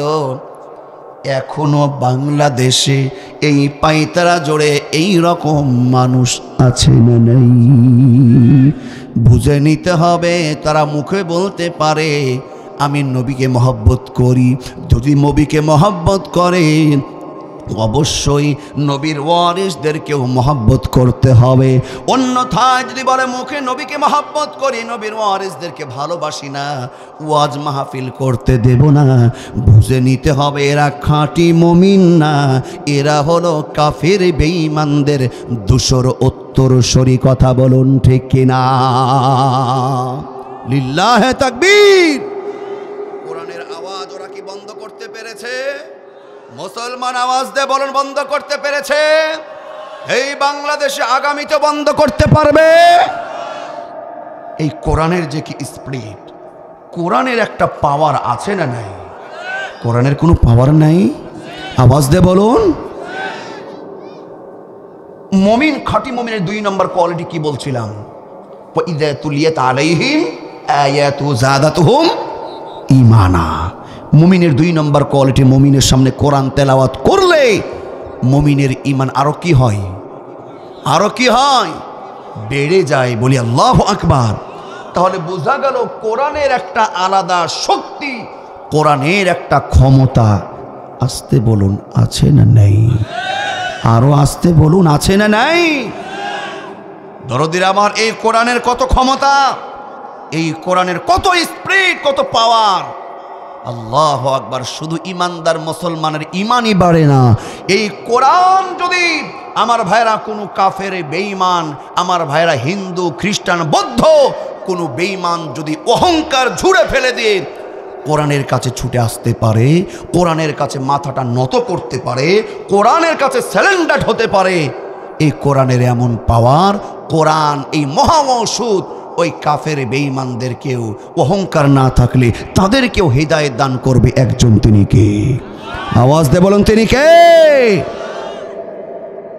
এই কোরআনের আলোচনা, আলেম ওলামারা কোরআনের ব্যাখ্যা, কোরআনের আলোচনা মানুষদেরকে শোনাক, পথ ভরা মানুষগুলোকে সঠিক পথে নিয়ে আসুক, বেঈমানদেরকে ইমানি সুশীতল ছায়ার মধ্যে নিয়ে আসুক, অভদ্র মানুষগুলোকে ভালো মানুষ তৈরি করে ফেলুক।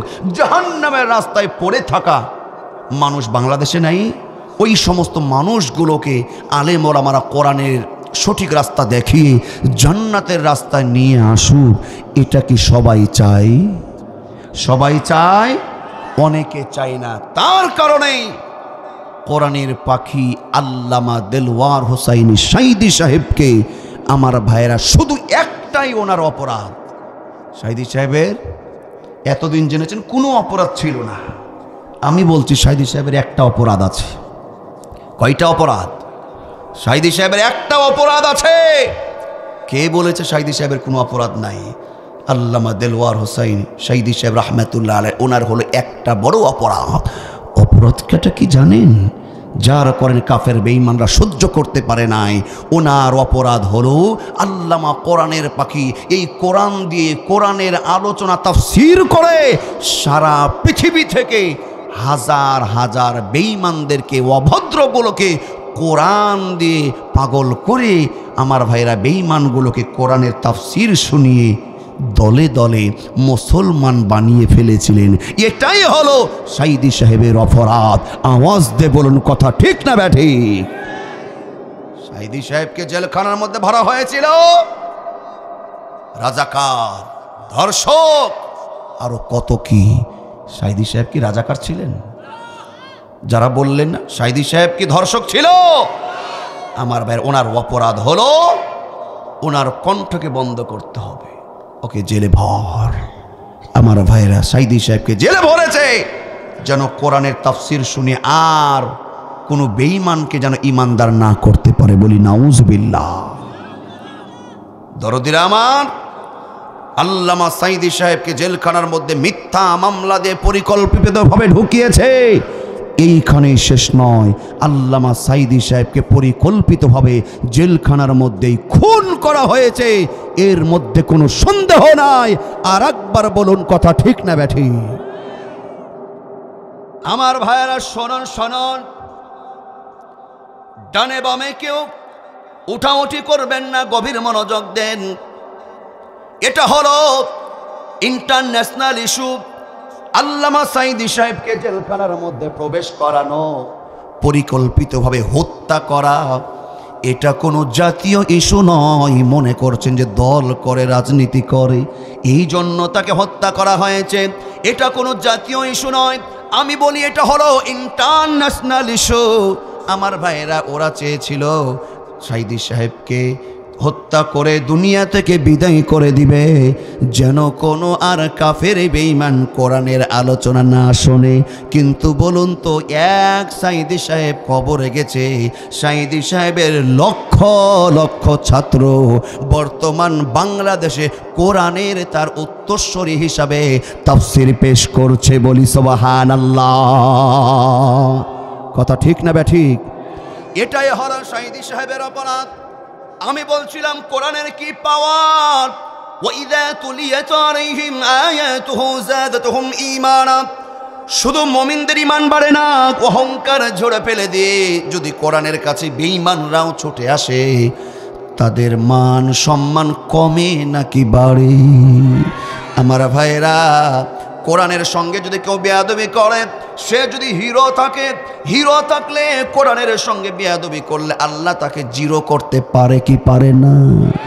আবু জেহেল, এই আবু জেহেলের পূর্ব নাম ছিল কি জানেন কি আপনারা? নাম কি? আবুল হাকাম, জ্ঞানের পিতা, জ্ঞানের পণ্ডিত। তার মানে বোঝা গেল আবু জেহেল আগে ছিল হিরো। কি ছিল? যখন কোরআনের সঙ্গে বাড়াবাড়ি করলো, কোরআনের সঙ্গে বেয়াদবি করলো, আমার আল্লাহ আবু জেহেলকে এমন পচিয়েছে, আবু জেহেলকে হিরো থেকে কি বানিয়েছে? বাংলাদেশে আমরা অনেক হিরো দেখলাম, যুবকরা আবার শুধু ওই হিরো আলমের কথা ভাবছে। বগুড়ার হিরো আলম না, বাংলাদেশের অনেক হিরো দেখলাম। কি হিরো, বাপরে বাপ! কিন্তু কোরআনের সঙ্গে বেয়াদবি করার কারণে কেউ বোরখা পরে দেশ থেকে পালাচ্ছে, কেউ দাড়ি কেটে পালাচ্ছে, কেউ পালানোর সময় ওই বর্ডারে কলার পাতাতে ঘুমিয়েছে। আওয়াজ দিয়ে বলুন। এরা তো কিছুদিন আগেও হিরো ছিল। কাউকে ছোট করার জন্য বলছি না, আমাদের নিজেদের হেদায়েতের জন্য বলছি। রাগ করছেন না তো? রাগ করছেন না তো? আর 2-10 মিনিট কথা বলবো না, শেষ করে দেব? আছেন আর 10 মিনিট কথা বলা যাবে?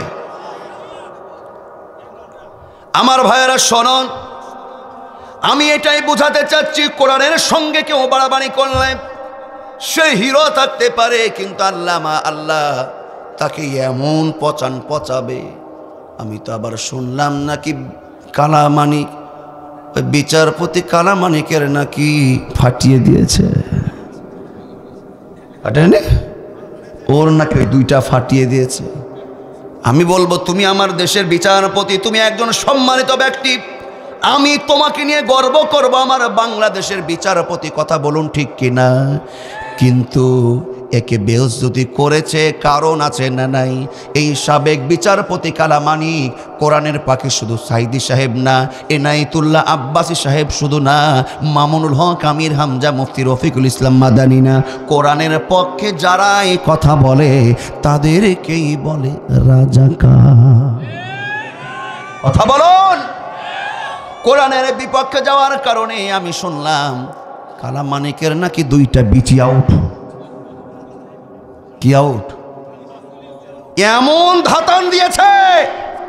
এটা কি বেইজ্জতি না? আওয়াজ দিয়ে বলুন, এটা কি বেইজ্জতি না?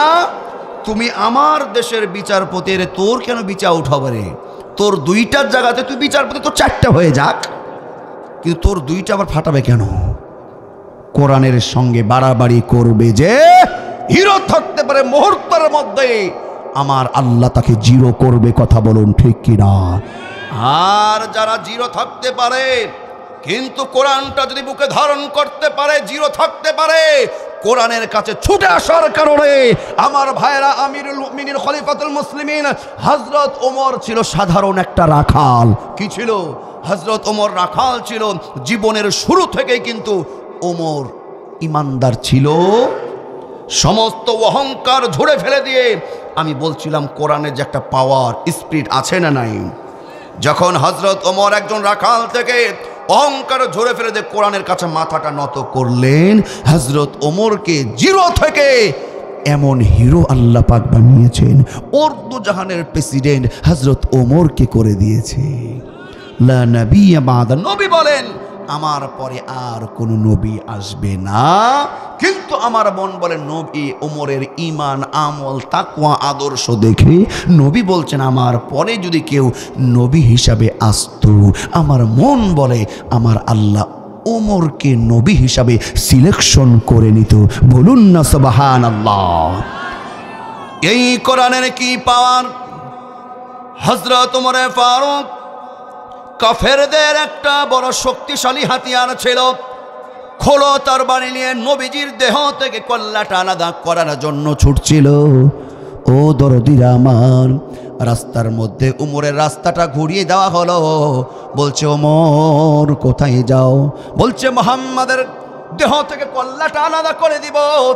রাস্তায় বলা হয় মুহাম্মাদের কল্লা আলাদা করবে, ঠিক আছে, কিন্তু আগে বাড়ি সামলাও। আগে কি সামলাও? কেন? তোমার বোন আর তোমার ভগ্নী জামাই, তোমার বোন আর তোমার ভগ্নী জামাই, বোনের জামাই, এরা তলে তলে ইমানদার মুসলমান হয়ে মুহাম্মদের দল গ্রহণ করেছে। হযরত ওমর ফারুক রাগান্বিত হয়, রাগে অগ্নিশর্মায় ফেটে পড়ে, নবীর দিক থেকে রাস্তা ঘুরিয়ে এবার বাড়ির দিকে যায়। আমার ভাইরা, হযরত ওমর ফারুকের পাথরের মতন শক্ত মনটা যখন বোনের বাড়ির কাছে যায়, বোন যেন কি তেলাওয়াত করছিল, এই মধুর তেলাওয়াত শুনে হযরত ওমরের পাথরের মতন দিলটা মুহূর্তের মধ্যে মোমের মতন গলতে শুরু হয়ে যায়। বোনকে ডাক দেয়া, বলে বোন দরজা খোলো। বোনকে বার বলে, ও বোন, আমি তোমার দরজার কাছে যখন আসি এমন একটা মধুর বাণী শুনছিলাম, সেটা কি? আমাকে দেখাও, আমাকে বলো। বোন বলে দেয়, ইন্নাল মুশরিকুনা নাজাসুন, যারা মুশরিক এরা হলো পবিত্র না অপবিত্র? অপবিত্র। বোন বলে, ভাই তুমি যদি এই কিতাব দেখতে চাও, শুনতে চাও, তাহলে পবিত্র হয়ে আসো, অন্যথায় শোনানো যাবে না। ওযু করে আসে, পবিত্র করে আসে, পবিত্র হয়ে আসে। এবার বোন কোরআনুল কারীমের তেলাওয়াত শুনাই, বিসমিল্লাহির রহমানির রহিম, তাহা মা আনজালনা আলাইকাল কুরআনা লিতাশকা।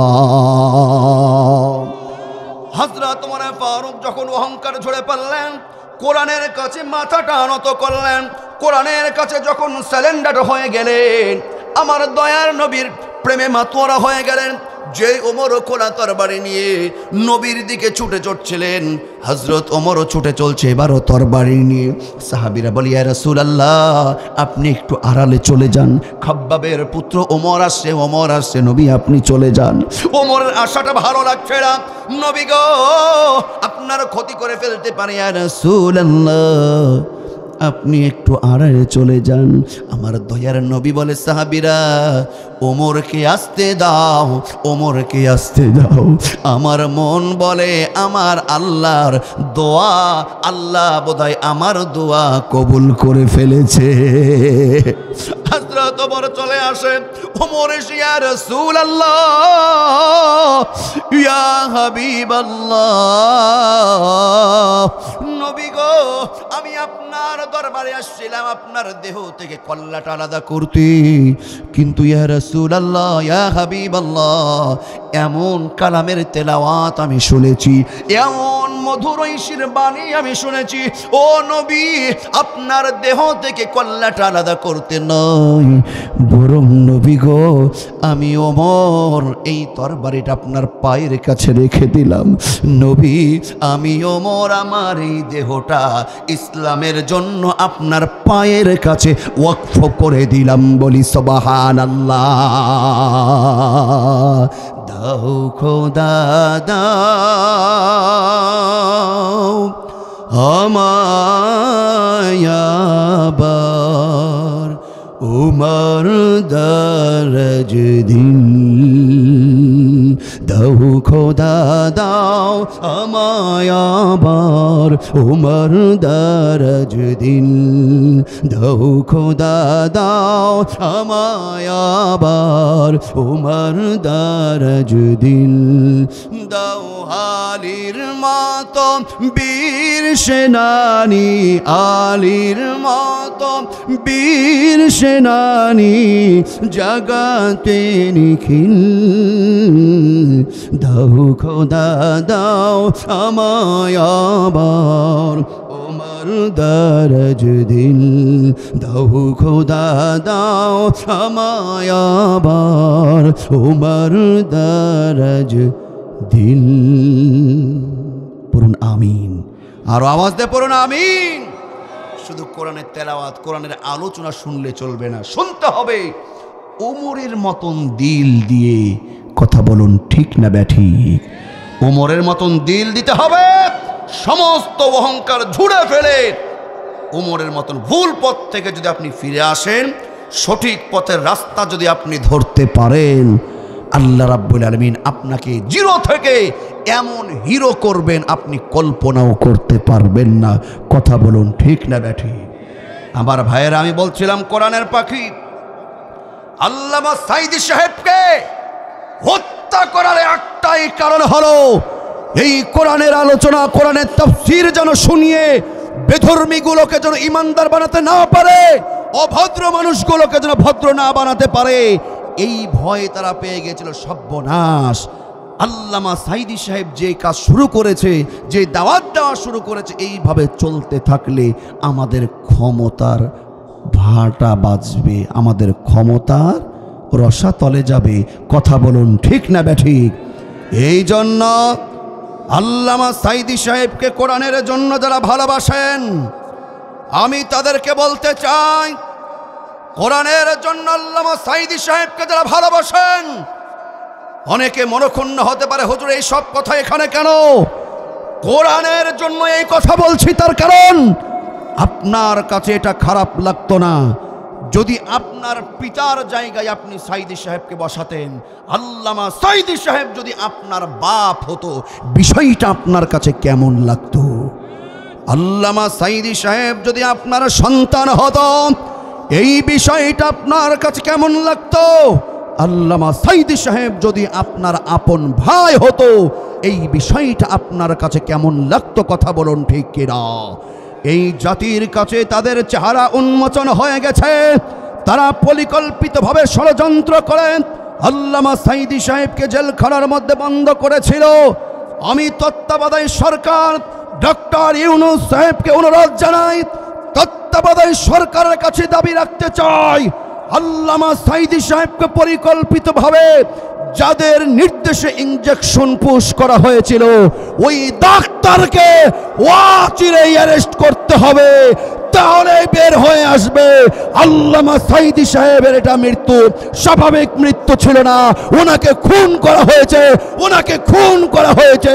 সাঈদী সাহেবের বিচার আমরা চাই। তুই হাত তুলে বলো লিল্লাহে তাকবীর।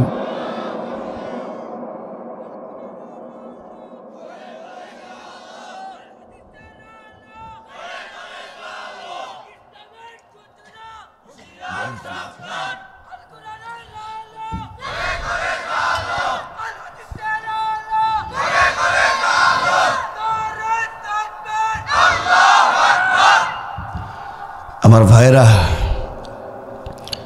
আপনারা মন খারাপ করছেন? মন খারাপ করছেন? দরদের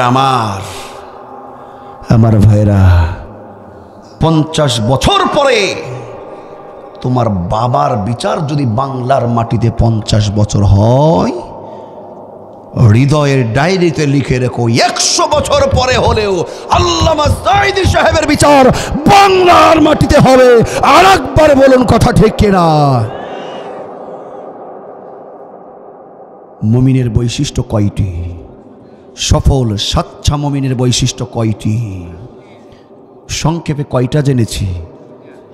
1 নম্বর কি? খাঁটি মুমিন হবে যারা আল্লাহর ভয়ে তাদের হৃদয়টা কাঁপতে থাকবে। 2 নম্বর, কোরআন তেলাওয়াত যখন তাদের সামনে করা হবে তখন ঈমান আরো ঈমানদারদের। 3 নম্বর শরণ,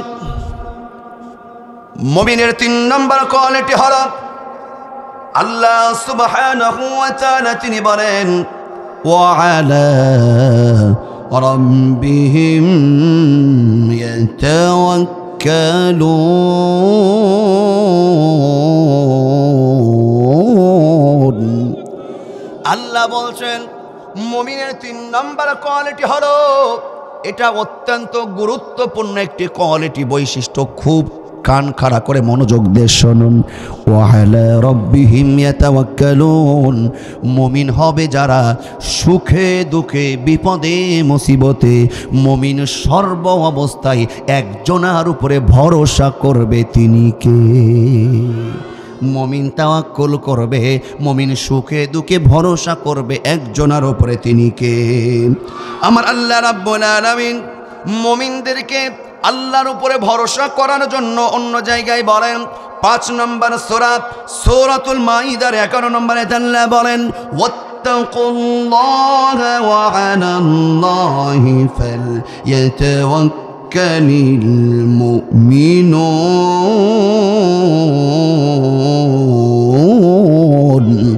আল্লাহ বলছেন মুমিনরা আল্লাহর উপরে তাওয়াক্কুল অবলম্বন করবে, আর মুমিন যারা হবে তারা একমাত্র সর্ব অবস্থায় তাওয়াক্কুল ভরসা করবে কার উপরে? আমার ভাইরা, পকেটে টাকা থাকলে ভরসা কার উপরে? পকেট ফাঁকা থাকলে কার উপরে? বিপদ আসলে কার উপরে? সুখে থাকলে কার উপরে? কিন্তু দেখবেন আমার গ্রাম্য ভাষায় একটা কথা বলে না, যে সুখে থাকলে কিসে কিলায়, সুখে থাকলে ভূতে কিলায়। এত সুখে ছিল, বাপরে বাপ, সোনার প্লেটে ভাত খায়।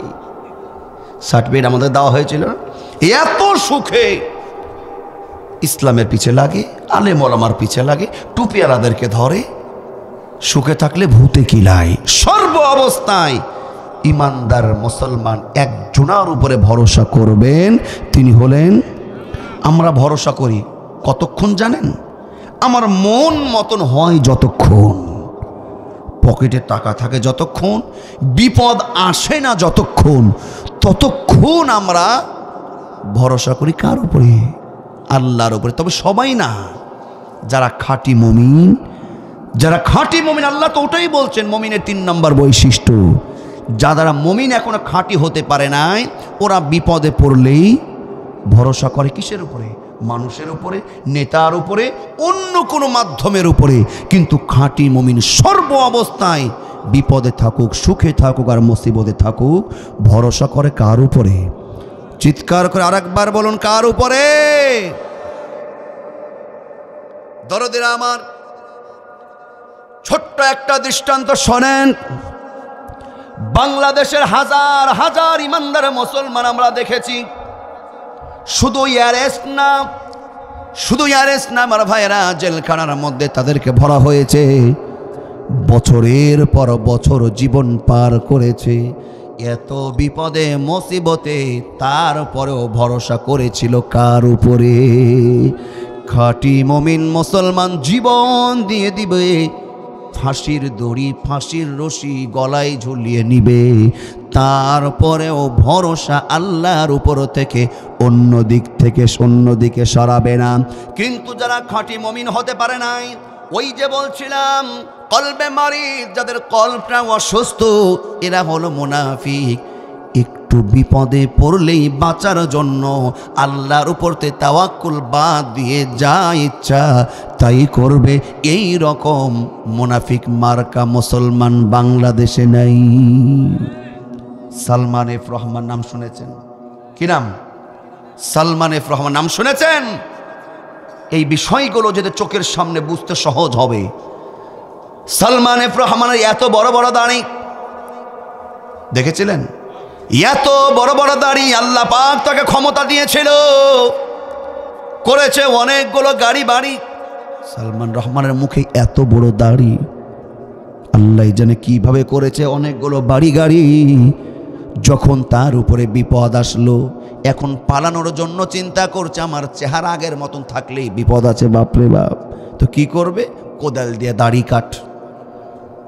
সালমান রহমান এত বড় বড় দাড়ি মুহূর্তের মধ্যে ক্লিন সেভ করেছিল।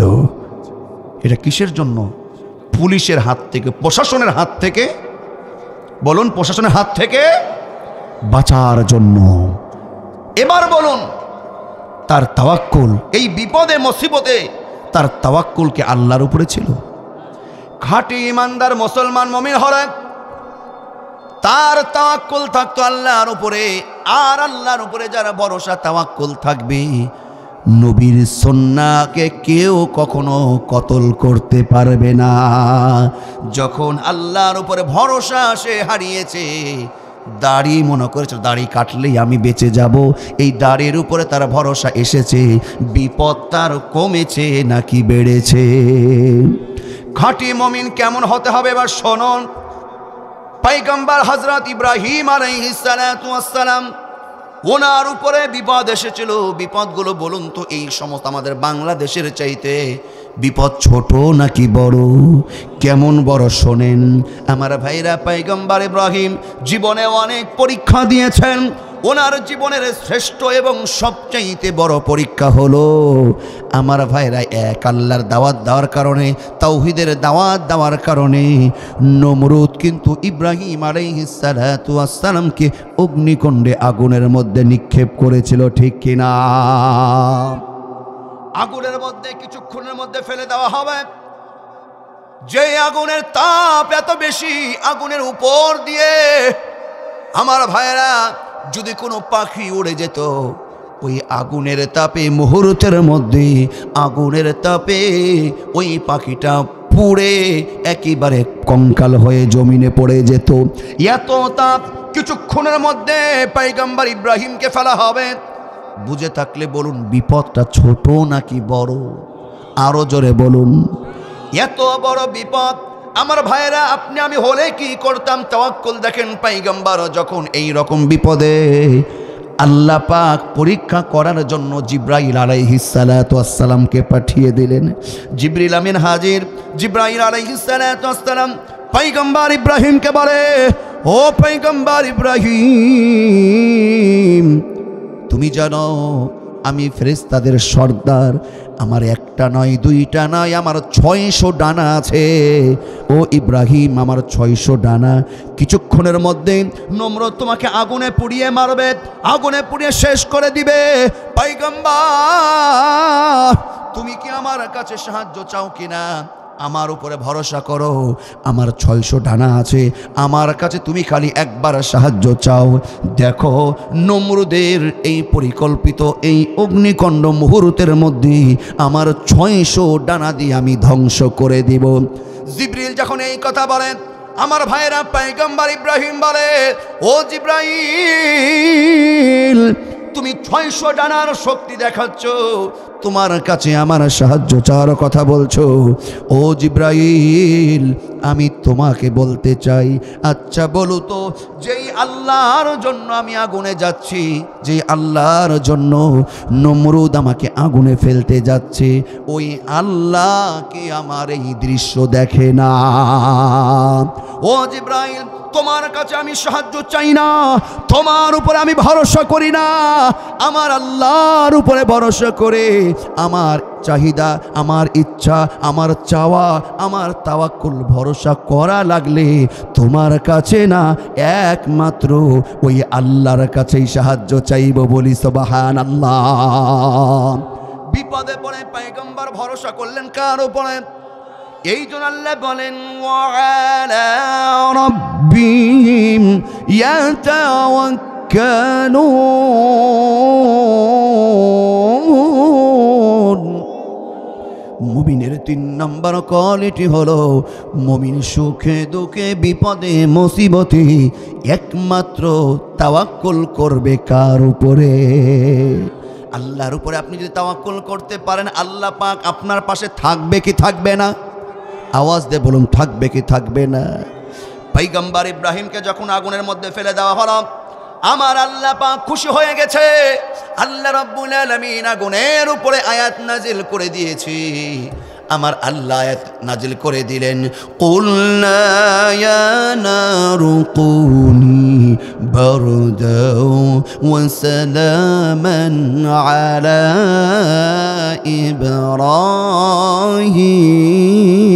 ইব্রাহিম।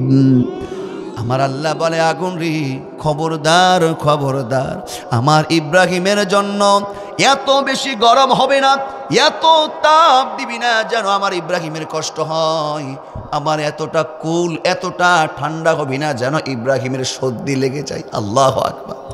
আগুন বলে, আল্লাহ কি বেকায়দায় পড়লাম, তাহলে কি হব? আল্লাহ বলছেন, সালামা সালামা সালামান আলা ইব্রাহিম।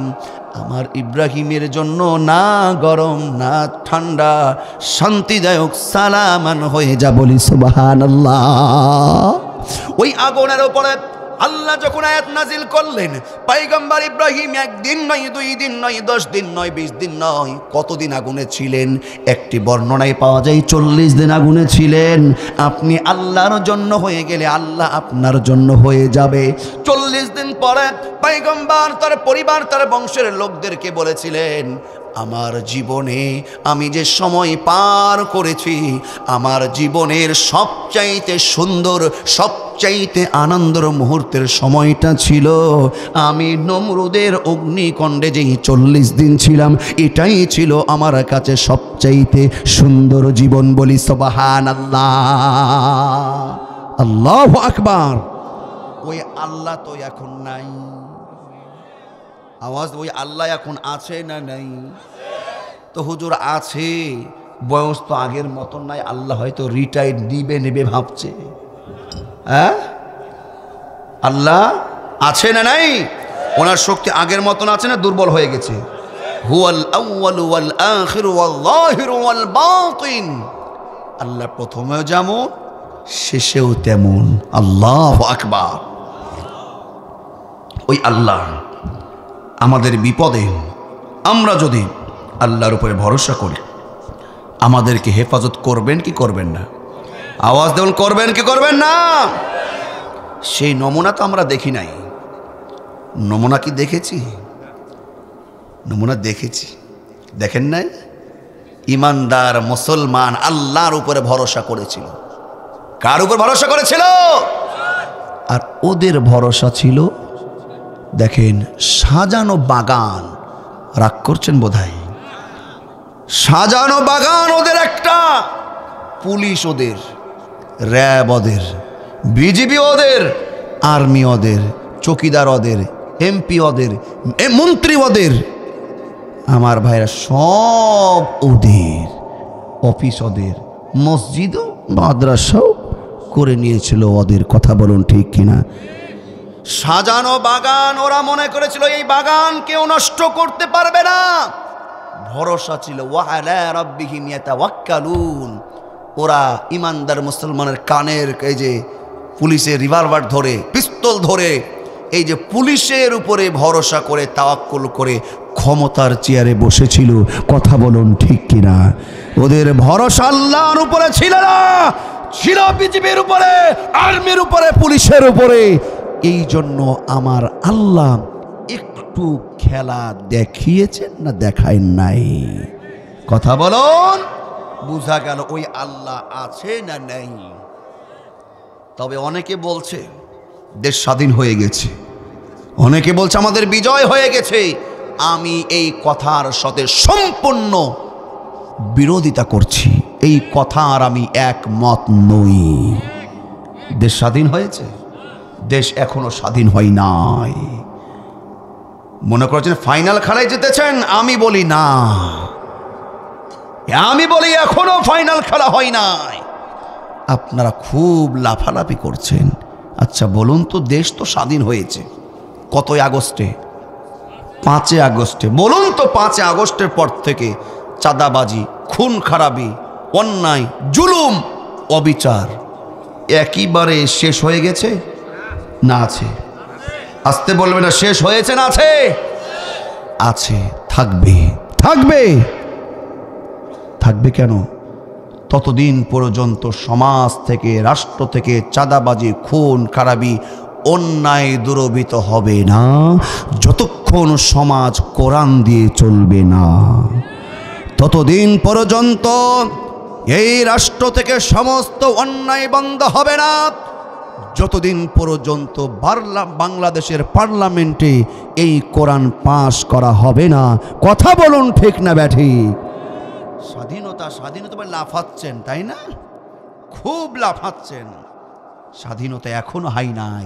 এখন নিজেদের মধ্যে বাড়াবাড়ি, বিভেদ দূরে সরিয়ে দিয়ে আমাদের সময় এসেছে। কে কোন দল করতো সেটা আমাদের আসল পরিচয় নয়। সমস্ত ভুলকে দূরে সরিয়ে দিয়ে আমরা এক হয়ে, যেমন আজকে এইখানে আমরা এক সামিয়ানার নিচে একত্রিত হয়েছি, ঠিক না ব্যাঠিক? এইখানে আহলে হাদিসের ভাইরা আছে না, হানাফির ভাইরা আছে না, জামাত ইসলাম, বিএনপি, আওয়ামী লীগের ভাইরা আছে না? আজকে সমস্ত দল মত নির্বিশেষে আমরা একত্রিত হয়েছি। আমাদের এটাই আসল পরিচয়। আমরা এখন থেকে কোরআনের পক্ষে, ইসলামের পক্ষে। আমাদের একটাই পরিচয়, আমরা আল্লাহর গুনাহগার গোলাম। কোরআনের পক্ষে বাকি জীবন পার করতে চাই। রাজি আছেন কে কে? 2টা হাত আমি দেখতে চাই। লিল্লাহে তাকবীর। আল্লাহ কবুল করেন বলে আমিন। এই জন্য মারামারি, হিংসা সব বাদ দেন, এখন এক হতে শিখেন। ঐক্য হওয়ার আমাদের বড়ই অভাব। কথা বলুন ঠিক কিনা? মনে করেন ফাইনাল না, সেমিফাইনাল খেলা হয়েছে, সেমিফাইনাল খেলায় জিতেছেন, তাও ট্রাইফিকারে সেমিফাইনালে জিতেছেন। যদি এখন মারামারি করেন আপনাদেরকে অকবার দেওয়া হবে। সেমিফাইনাল থেকে আপনাদেরকে অকবার দেওয়া হবে। কমিটির দল আবার দেখবেন এসে রাজত্ব করবে। কথা বলুন ঠিক না ব্যাটিক? সেমিফাইনালে জিতেছেন, ফাইনাল খেলায় শক্ত হাতে বিপ্লবী ভূমিকায় পালন করে এই কোরআনটাকে আগামীতে রাষ্ট্রে বাস্তবায়নের জন্য প্রাণ চেষ্টা করার দরকার আছে না নাই? আমার ভাইয়েরা, লম্বা করব না, শোনন। খাঁটি সাচ্চা মুমিনের বৈশিষ্ট্য কয়টি? আওয়াজ দিয়ে কয়টি? এবার একটু মুখস্থ করেন। 1 নম্বর হলো, আমার ভাইয়ের আল্লাহ বলেন খাঁটি মুমিন যারা হবে, সাচ্চা মুমিন যারা হবে, আল্লাহর কোরআনের বিধান, আল্লাহর ভয়ে বাস্তবায়নের জন্য তাদের হৃদয়টা কার ভয়ে কাঁপতে থাকবে। 2 নম্বর মুমিনের বৈশিষ্ট্য হলো, যখন তাদের সামনে তেলাওয়াত করা হবে, তুলিয়াত আলাইহিম আয়াতুহু যাদাতুহুম ঈমানা। খাঁটি মুমিন কোরআনের আলোচনা, কোরআনের তেলাওয়াত শুনলে স্থির থাকতে পারে না, তাদের ঈমানটা আরো বেড়ে যায়। ওয়া আলা রাব্বিহিম ইয়াতাওয়াক্কালুন।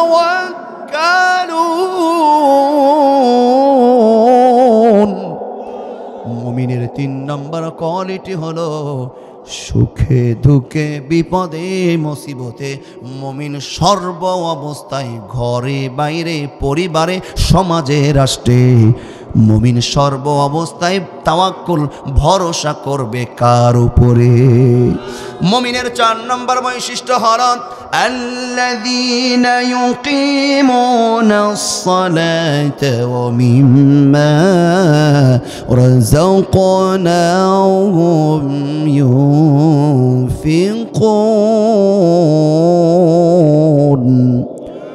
মমিনের 4 নম্বর বৈশিষ্ট্য, যারা খাঁটি মমিন হবে, কাফের এবং ইমানদার মুসলমানের মধ্যে পার্থক্যকারী ইবাদতের নাম কি? নামাজ। নাম কি? বেঈমান কাফেররা নামাজ পড়ে না। মুমিন মুসলমান হতে চাইলে নামাজ পড়ার দরকার আছে না নেই? আল্লাযীনা ইউকিমুনাস সালাত, মুমিনের 4 নম্বর বৈশিষ্ট্য হলো মুমিন হতে চাইলে নামাজ নিজে পড়তে হবে, পরিবারকে বলতে হবে, সমাজে নামাজ কায়েম করতে হবে, কি হবে না? মুমিনের 5 নম্বর কোয়ালিটি বৈশিষ্ট্য হলো ওয়াবিম্মা রাযাকনাহুম ইউনফিকুন।